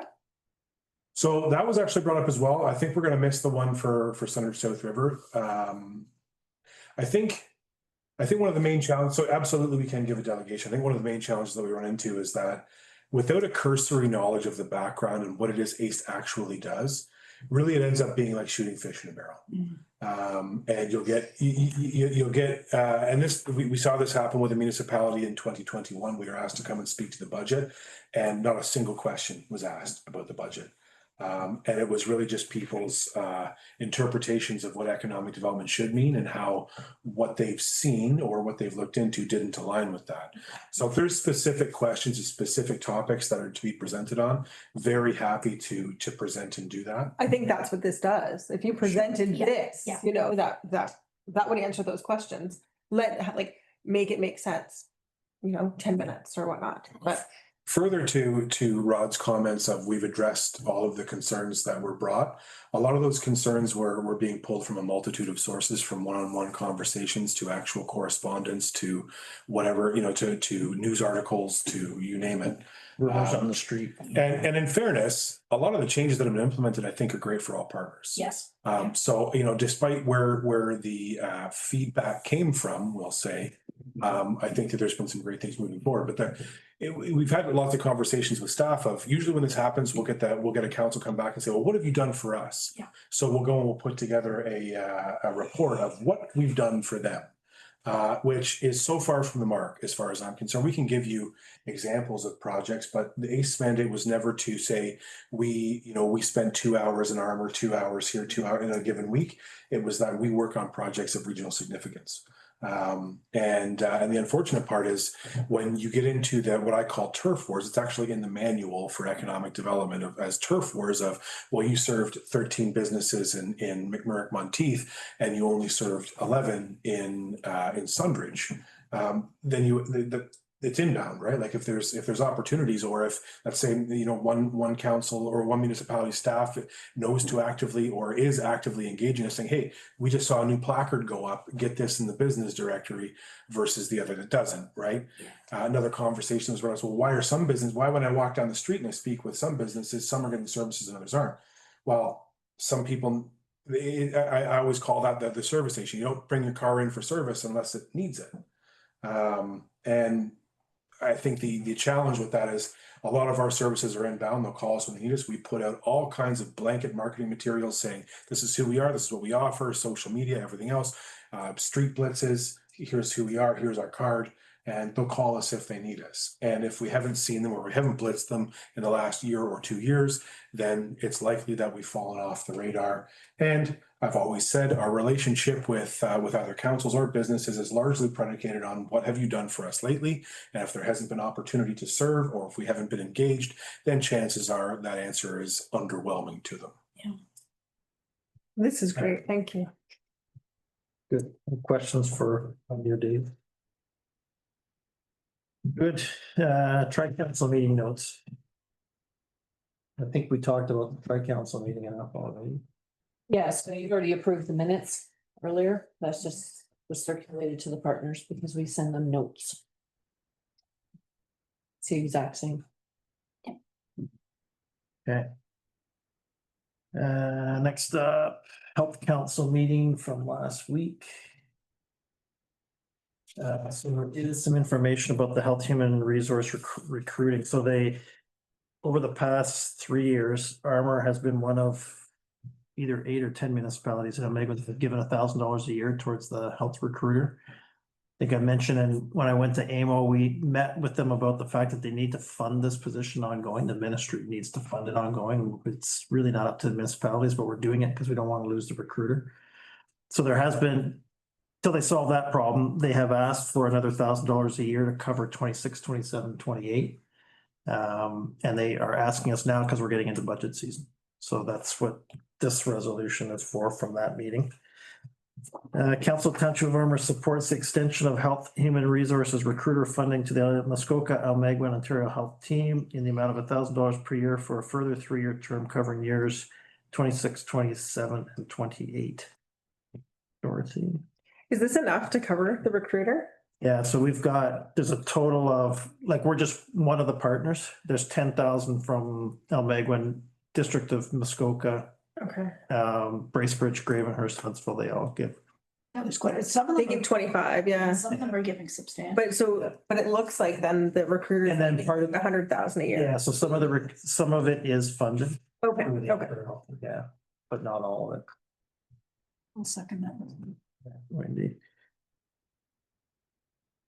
Any other questions on that one? All those in favor?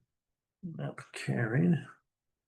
The other discussion at the health council meeting was just about our ongoing work on the healthcare strategy. So the surveys were up to, I think as of that meeting, we're at 101, but Dave said when I checked a couple of days later, we're already at 150 survey responses, not too bad. So we're pushing on the healthcare providers next. There's a separate survey for them and we haven't received it's a lot more work and they're busy, so it's harder to get those, but we're still working. Oh, so it's a survey for them. So they have one geared for them. Yeah. What kinds of services would you bring into the Almagwin Highlands? That kind of question. So it's a little more involved. But it's actually Shelley, who's running that project, is quite happy with the progress. She's getting lots of good data out of it. So We're over 200 now, and Oh, is that right? they have been scrubbed. yeah.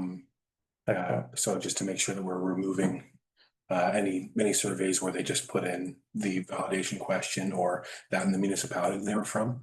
SurveyMonkey now has built an AI that'll do that, but I don't trust it. So Yeah. we go through them individually and just make sure if they've answered any of this, the quality or like this, the questions, and even if half the survey is done, I'll keep it. If they've answered any of the data that we're looking for. I thought the survey was well done. So you're using Dave AI. Dave AI, yeah. Just Dave I. Dave AI. Okay, any other questions about the Health Council? Next up, KCC meeting from last night, Dorothy. That's good. Lots of things happening. I have some questions. I got some emails today from somebody that wanted to use the facility. Some feedback but I feel like the staff needs a minute to catch their breath. I feel like summer just ended. They had Heritage Day, then they had day camp, they had it was the summer. So we'll give them a minute. Soccer was good, ball hockey was good. Cornhole is back open. They're no longer doing fitness classes. I guess I think they said they didn't even have one registered, or maybe they did have one person register for the fitness classes. So those are canceled.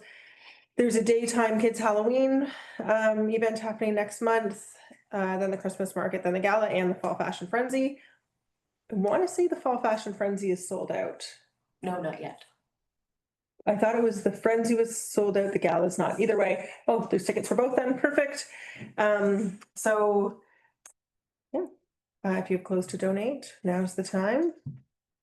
Yeah, gala still has spaces and they're looking at. Is that all ages for clothes? Like for donations? I'm sorry, no, I think it's for women. All ages? Isn't it? Okay. Yeah, not all, I think it's mostly adult. Like it's for it's for professional wear for women. Understood. They're not gonna want Leroy's clothes then. She's tall. Yeah.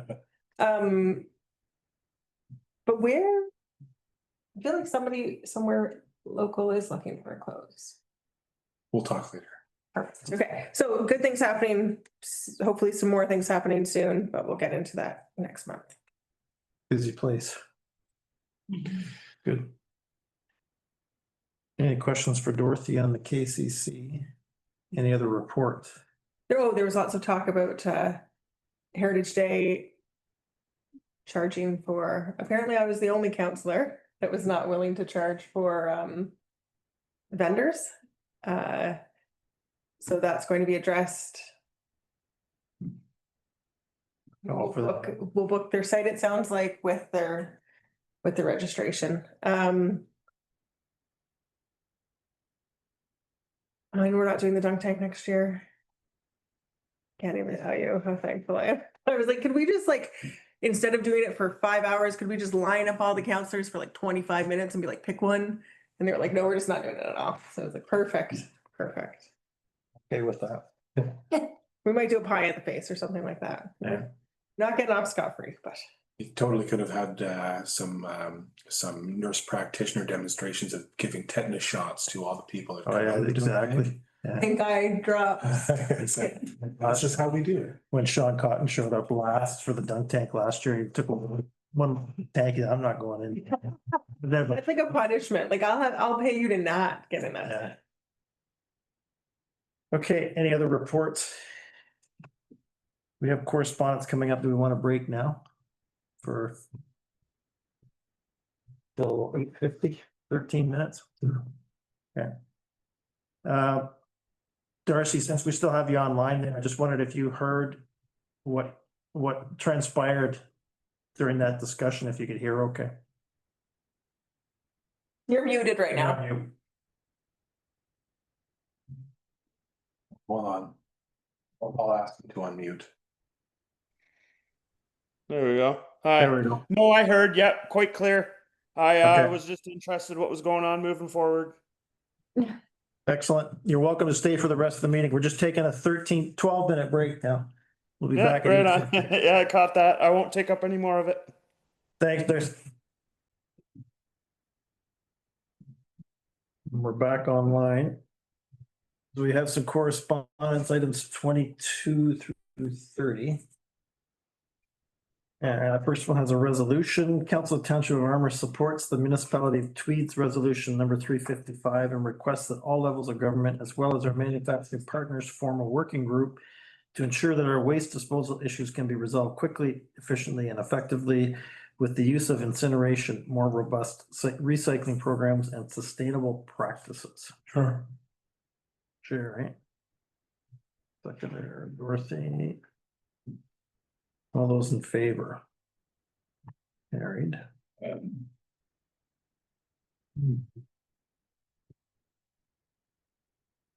And the rest is information.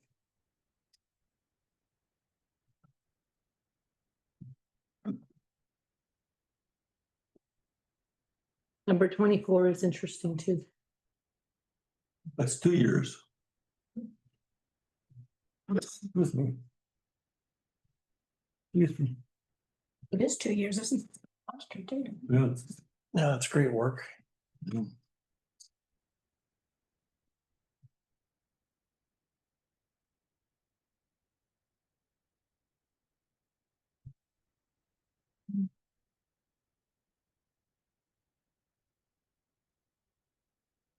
Food bank.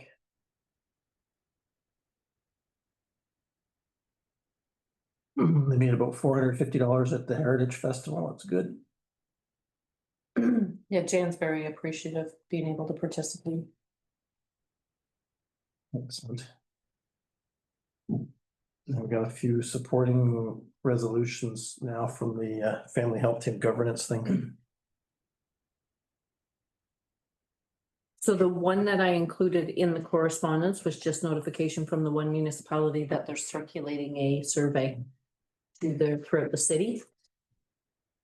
Okay, so I didn't look at the survey. Let's see what that was. I think we've got 3 or 4 since then too. Jobs report.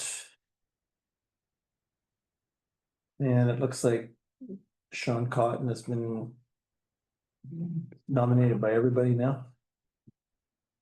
Is he officially in DSAP now? Do you know? It is, I received the email from DSAP. Oh, did you? I haven't. It's in the next agenda package for you. Okay.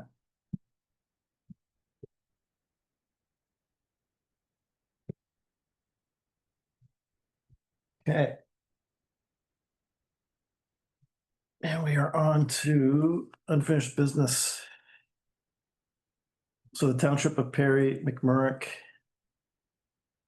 have both support the DSAB resolution, or sorry, nomination. Support for suspending of the BES from the one that Brooks Falls and sent out, that's item number 33.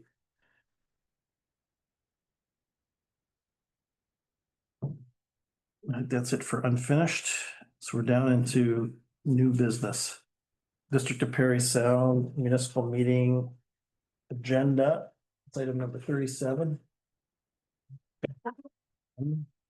Friday, September 26th.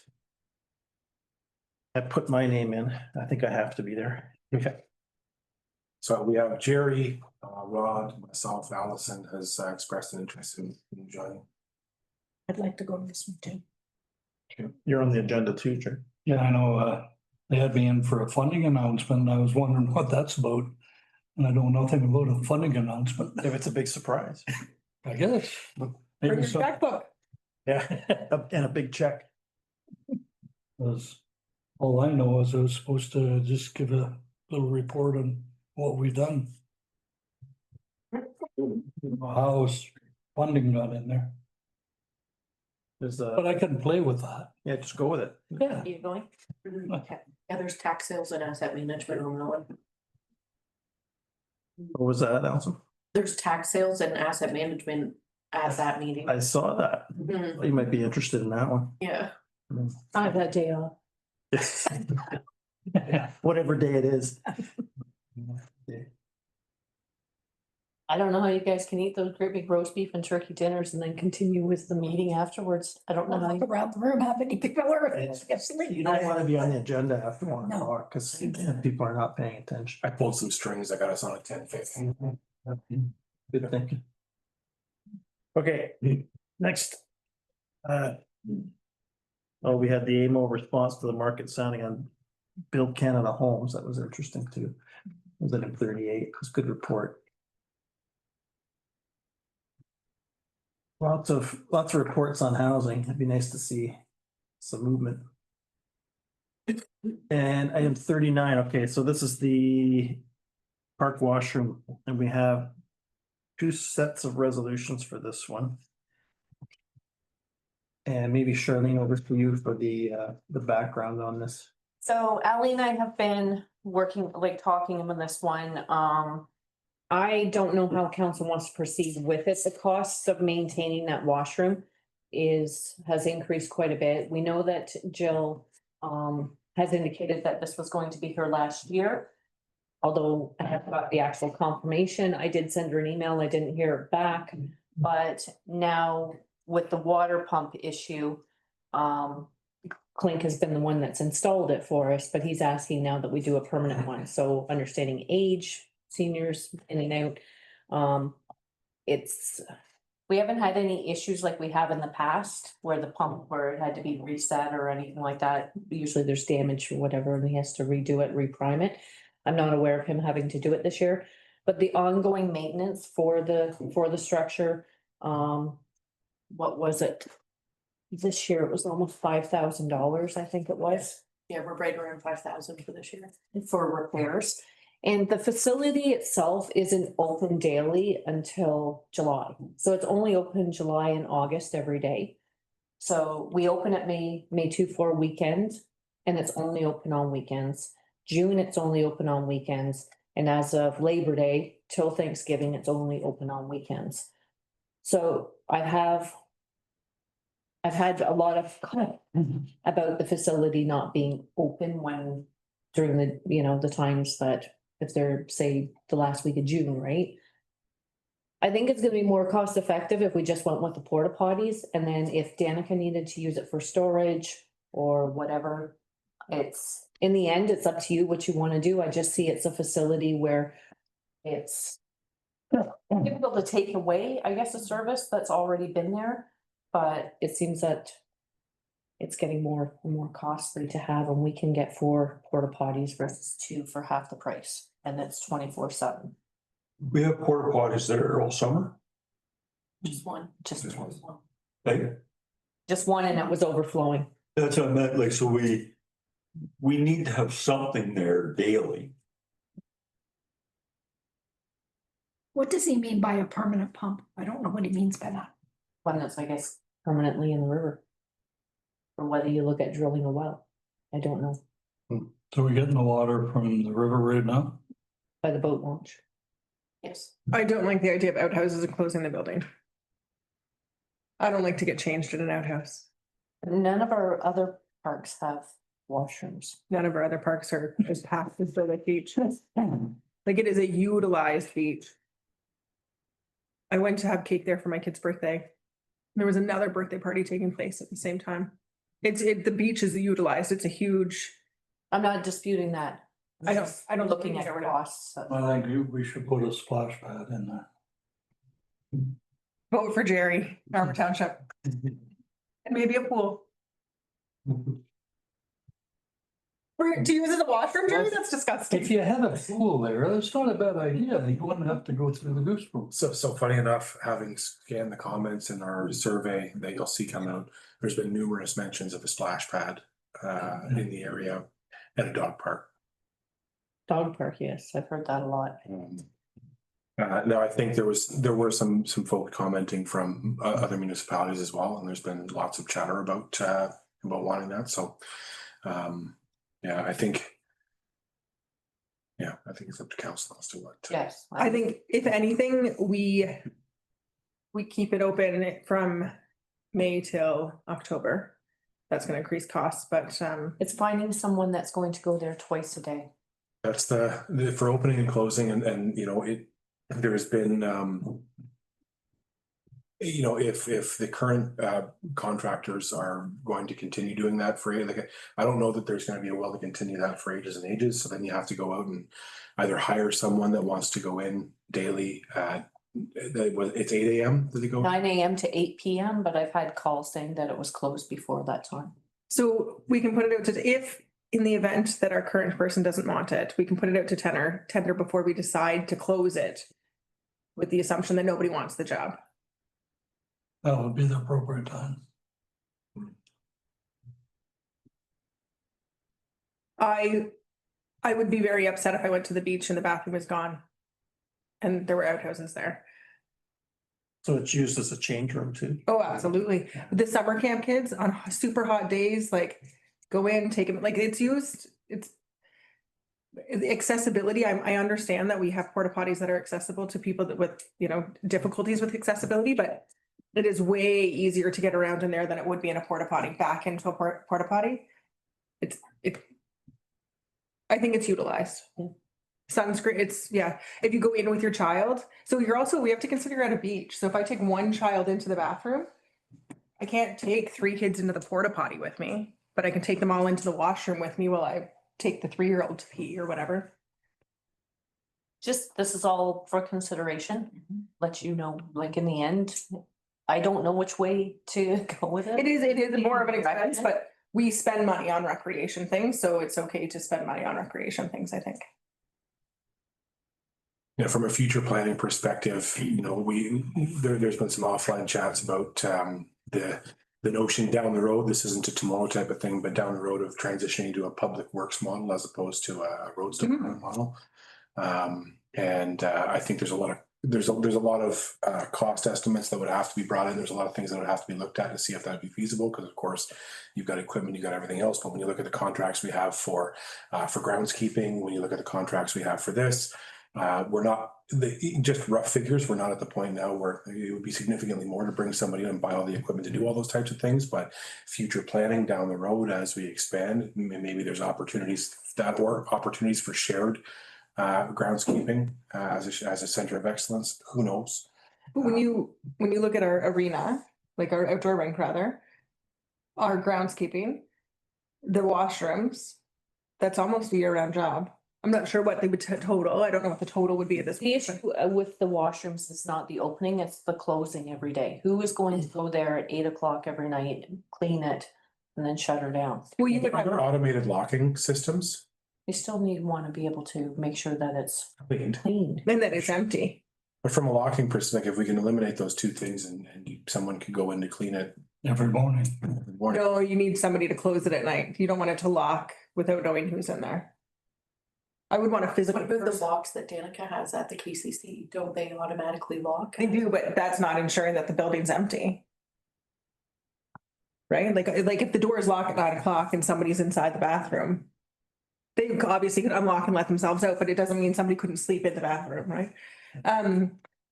But I would say, like, if a groundskeeper, you wouldn't have a person, you would have a team, right? So you'd have one that works 8 till 4 and you'd have one that works noon till 8. The 8 o'clock opens and the closer closes. And like you said, this is a future planning. At this time, I don't think we should be closing the bathrooms. So if we heard from Julia, like she hasn't officially said that she's gonna. Her quote this year indicated that this would most likely be her last year. Like I said, I've sent an email, I haven't heard back. I expect a year-end report, like from Jill with recommendations as well. Yeah. But whether you just defer this and just keep it as information, wait till we hear back from Jill, think about it a little more. I just don't know. I'm not too sure if the permanent pump, or maybe you just want to drill a well. You want to keep it going. Well, that's, drilling a well is a very big expense. I'm just not sure what he means by permanent pump, like. Short of a well, I don't know what he means. He must put the pump in, like physically put the pump in the spring and physically take the pump out in the fall. He does, and primes it, make sure it runs. We bought a new pump not that many years ago. Submersible would eliminate that, would it not? Yes. Yeah. So the water runs year round down there, it doesn't freeze. I don't think the river freezes. River doesn't. But you could leave it in and it wouldn't. Yeah, you don't lose the prime. Yeah, it wouldn't hurt. So if you could leave it in, you wouldn't necessarily, you could put heating cable on it. But you don't need to do that if you're not using it. What about silt and stuff with the river? Because that's where it still be drawn from, or where would you draw? Yeah, that's the same as anybody draws in the lake. Sometimes the cottagers do that already. Okay. I hear your concerns about closing it. It's an old building, like how many years has that building been there? And we have had to maintain it over the years. Was it the MOE? Who is it that has a meter on the side and needs a hydro or something? Like Environment Canada. Yeah, that's for water level for. They're monitoring. The building around my toilet's really old too, but I'm gonna keep using it. Well, when it's, Just the criticism that I heard when Burke's Falls closed their washrooms was phenomenal, and it's ongoing. It's one of those things that you provide. It would be, to me, a huge safety concern if you had any more than one child, even if you had to go to the washroom. Right? You're gonna leave your 3-year-old, even if it's one child, like, I'll just put the baby right here and head into this outhouse and hope for the best. Like going to Halcyon Beach, there's people that go there with multiple kids too, and there's only portable washrooms. So, I mean, like, I think there's a big difference in the use. Yeah, with those. the beach have a lot of use, but I don't think it's anything compared to the lake. no, I agree with that. It's just, And I mean, it's not to say it can't be done. It would be hugely inconvenient and it's unsafe. but just leaving the washrooms open all summer, just going in and cleaning it, not locking it. I think you're asking for all kinds of. Yeah, We ran into trouble, that's when we started locking them, if I'm not mistaken. I would be inclined to leave them unlocked if we got cameras. I think there was issues with internet or something. We used to have cameras. I don't know. They didn't last long. Yeah, I don't know what the, Yeah, we did put cameras in there. yeah, I don't know what the the cameras had the outdoor rink there too, Yeah. for just temporarily, you know, I'm not sure how well they were. Gary or Wendy might, but years ago, they got trashed, they weren't locked, more than once. yeah, that's why they started being locked. There was a lot of damage. Busted toilets, busted sinks. Yeah. Yeah. It's unfortunate. So why don't we, I mean, we can table this but I think to your point, Dave, around some of we are getting some suggestions. Maybe we need to look at it completely differently. Like maybe it needs to be bigger. Do we need showers? Do we need, I don't know, Campsites. but maybe from the Oh, stuff coming out of this report, out of our survey, maybe we'll get some ideas a little bit later. And if Jill lets us know in the meantime that she is or isn't in for next year, then I think we know what we're dealing with. We could still put it in our RFQ. Yeah. Quote, Jill's not interested, see if we get See it, what happens. interested. Yeah. It's just making sure that we can find somebody that's able to basically commit themselves the entire summer from 9 till 8. And from from the perspective of automated locking systems, I mean, if there's signage on the inside and outside of the building stating that doors automatically lock at, 9:05 PM and open at 8 AM, then, and there could be in conjunction with other township staff or even the folks that are, if we end up with a services provider in there, like a restaurant or a food truck or whatever, partnerships in the to, washroom. yeah, Sounds good. yeah, just a little, never mind. Sign on that. But if we have somebody on the property that's part of the contract for partial fees or whatever, I think there's a number of avenues to look into. Some of them are likely well into the future. But if council decides that they want to keep that in operation, and if we're able to continue on, like 2025 is the last year, or 2026 was indicated on the quote. 25. Okay. That's an easy enough thing to put out a tender. Or put out. And We still have time, right? Yes. Yeah, If we want to put porta potties up anyway, that's not a big deal. We can No. still do that. yeah, they're in place anyways, Yeah. but do we just keep with one? There was an issue with them. One's definitely not enough. no, there's only one there. Okay, I don't know how one's not enough when we have toilets. I think we should anyways. Because in the summer, Even if we keep this open. in the summer, I had one that was overflowing and they weren't coming for another couple days. Yeah, so I think we increased them to come twice a week to clean the porta potty.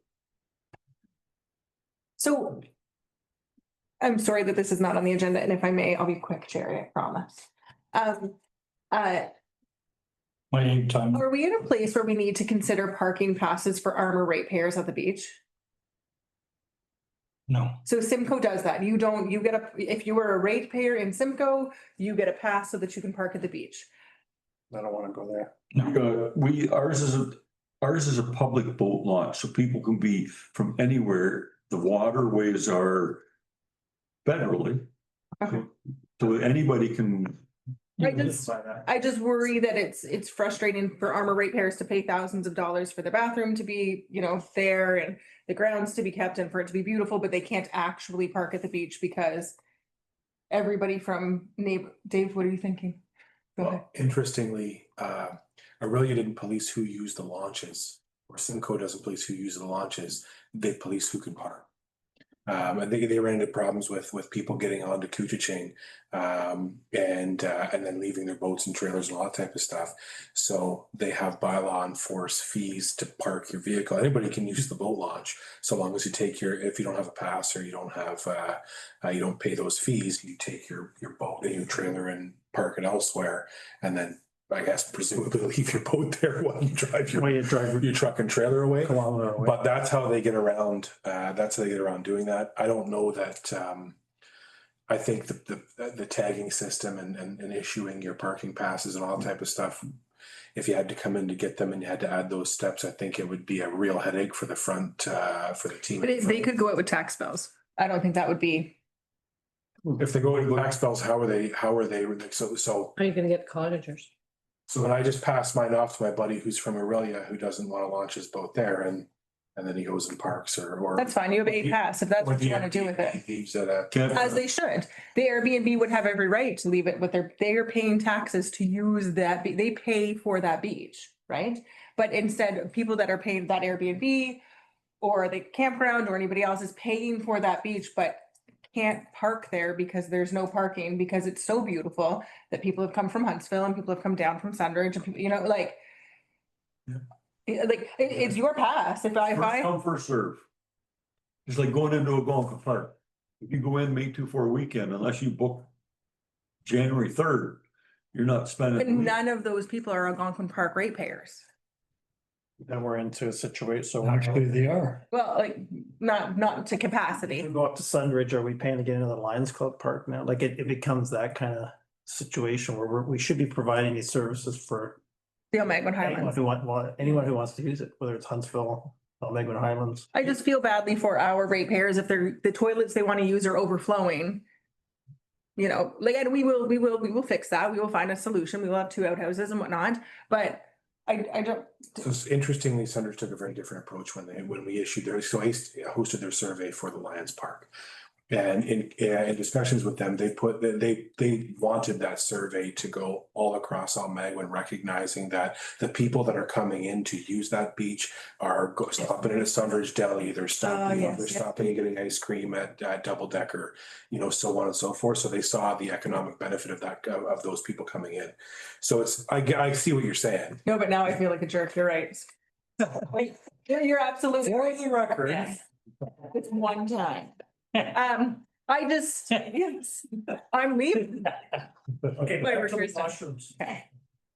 Table 3 timer, you would. table these. It's good information and I'm glad we brought this, but I think we need to deliberate with it and. You don't have to do table any resolution. I just say council requested that staff obtain additional information report back before discussions. Fair enough. That took you 10 seconds to say and 45 minutes to figure out. Might not be a bad idea to add in a dog park there. At the beach? Yeah. Fenced in.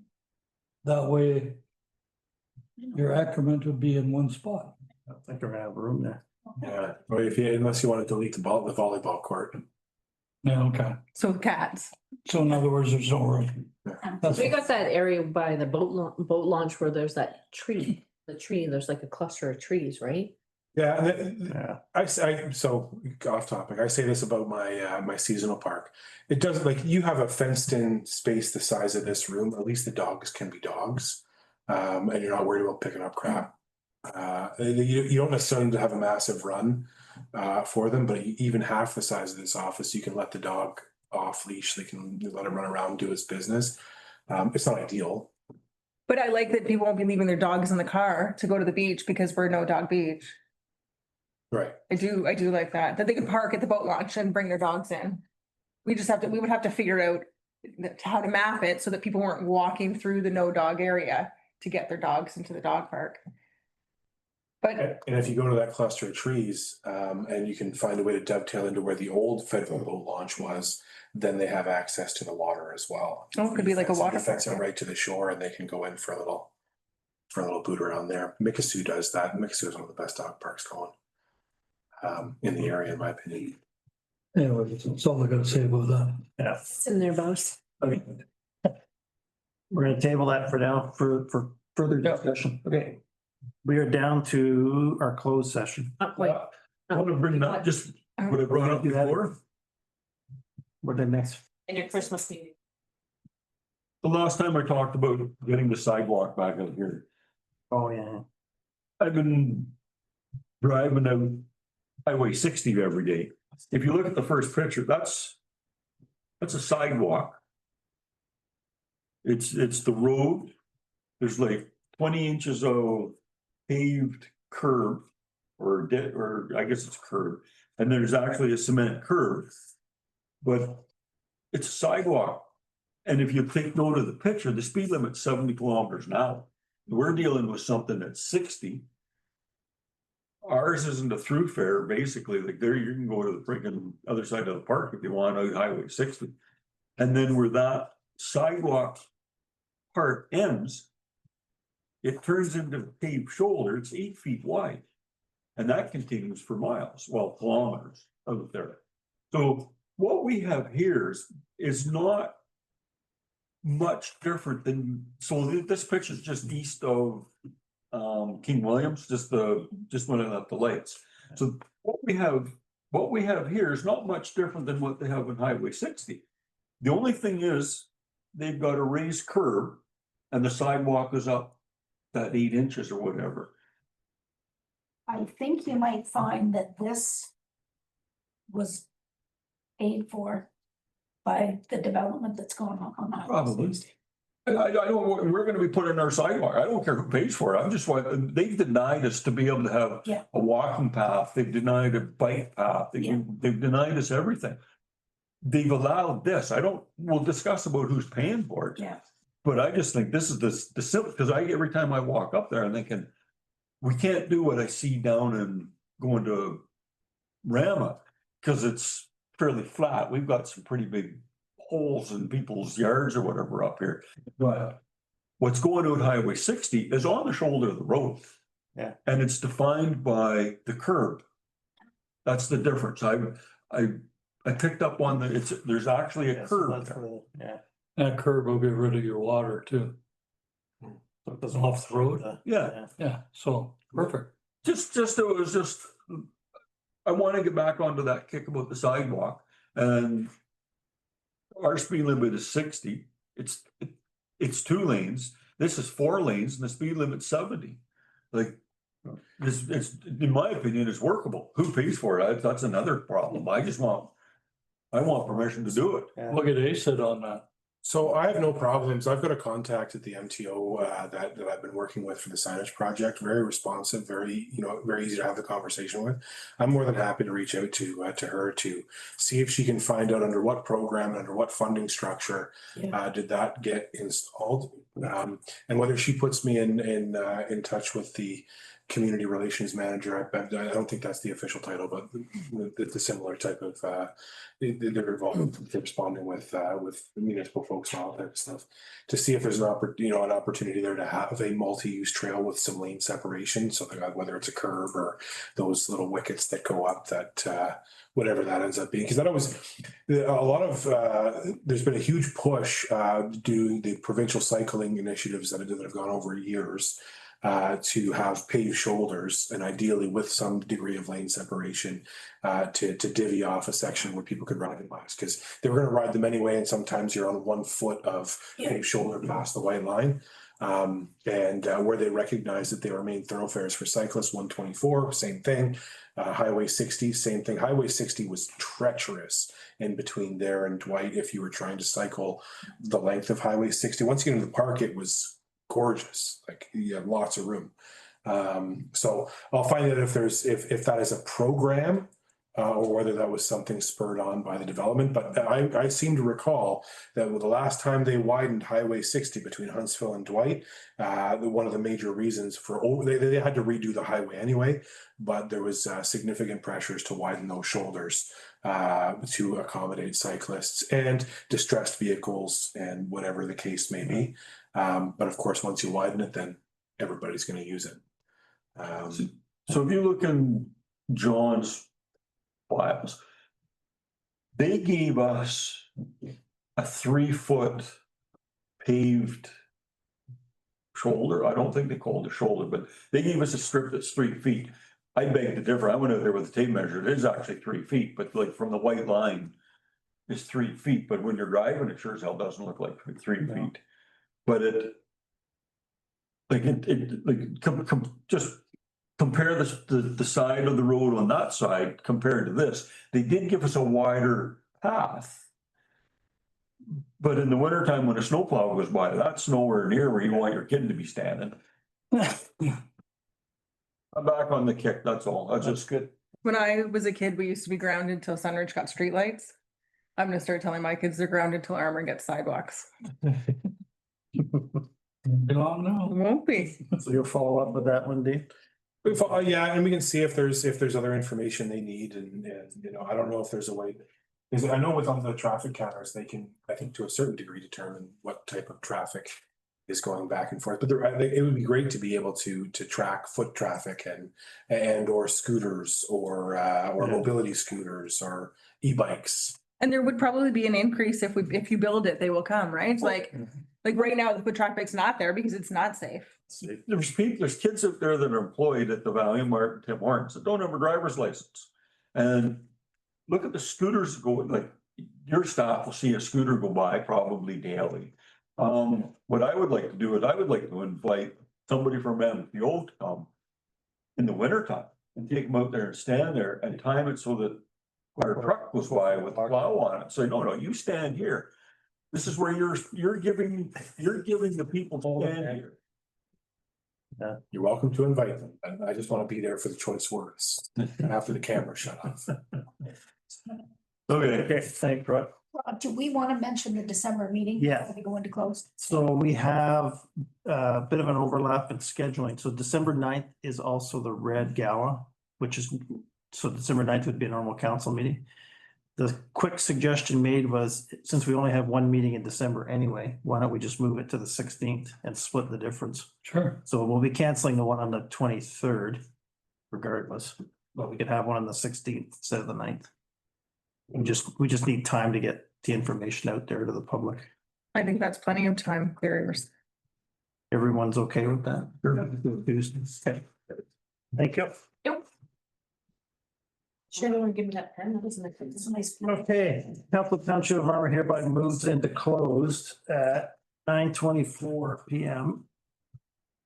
As per section 2392B and C of the Municipal Act, to discuss personal matters about an identifiable individual, including municipal or local board employees, a proposed or pending acquisition or disposition of land by the municipality or local board. Sure. Rod moves us. I think Wendy, all those in favor? We are enclosed.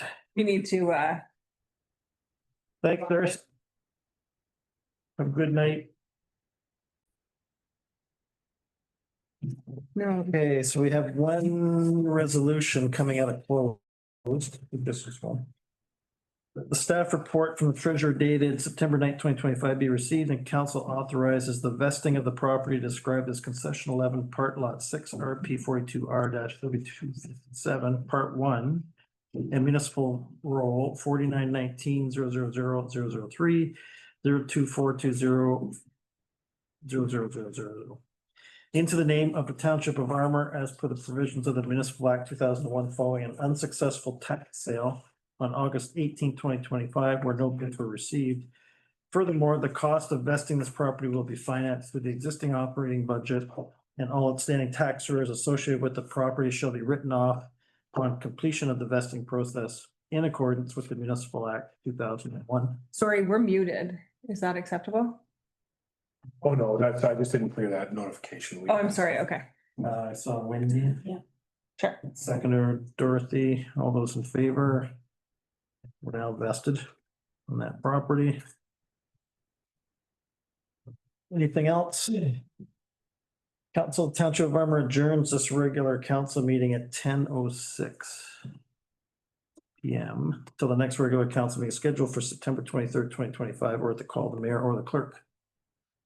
Dorothy. Wendy. All those in favor of leaving? We're over here. Thanks, folks.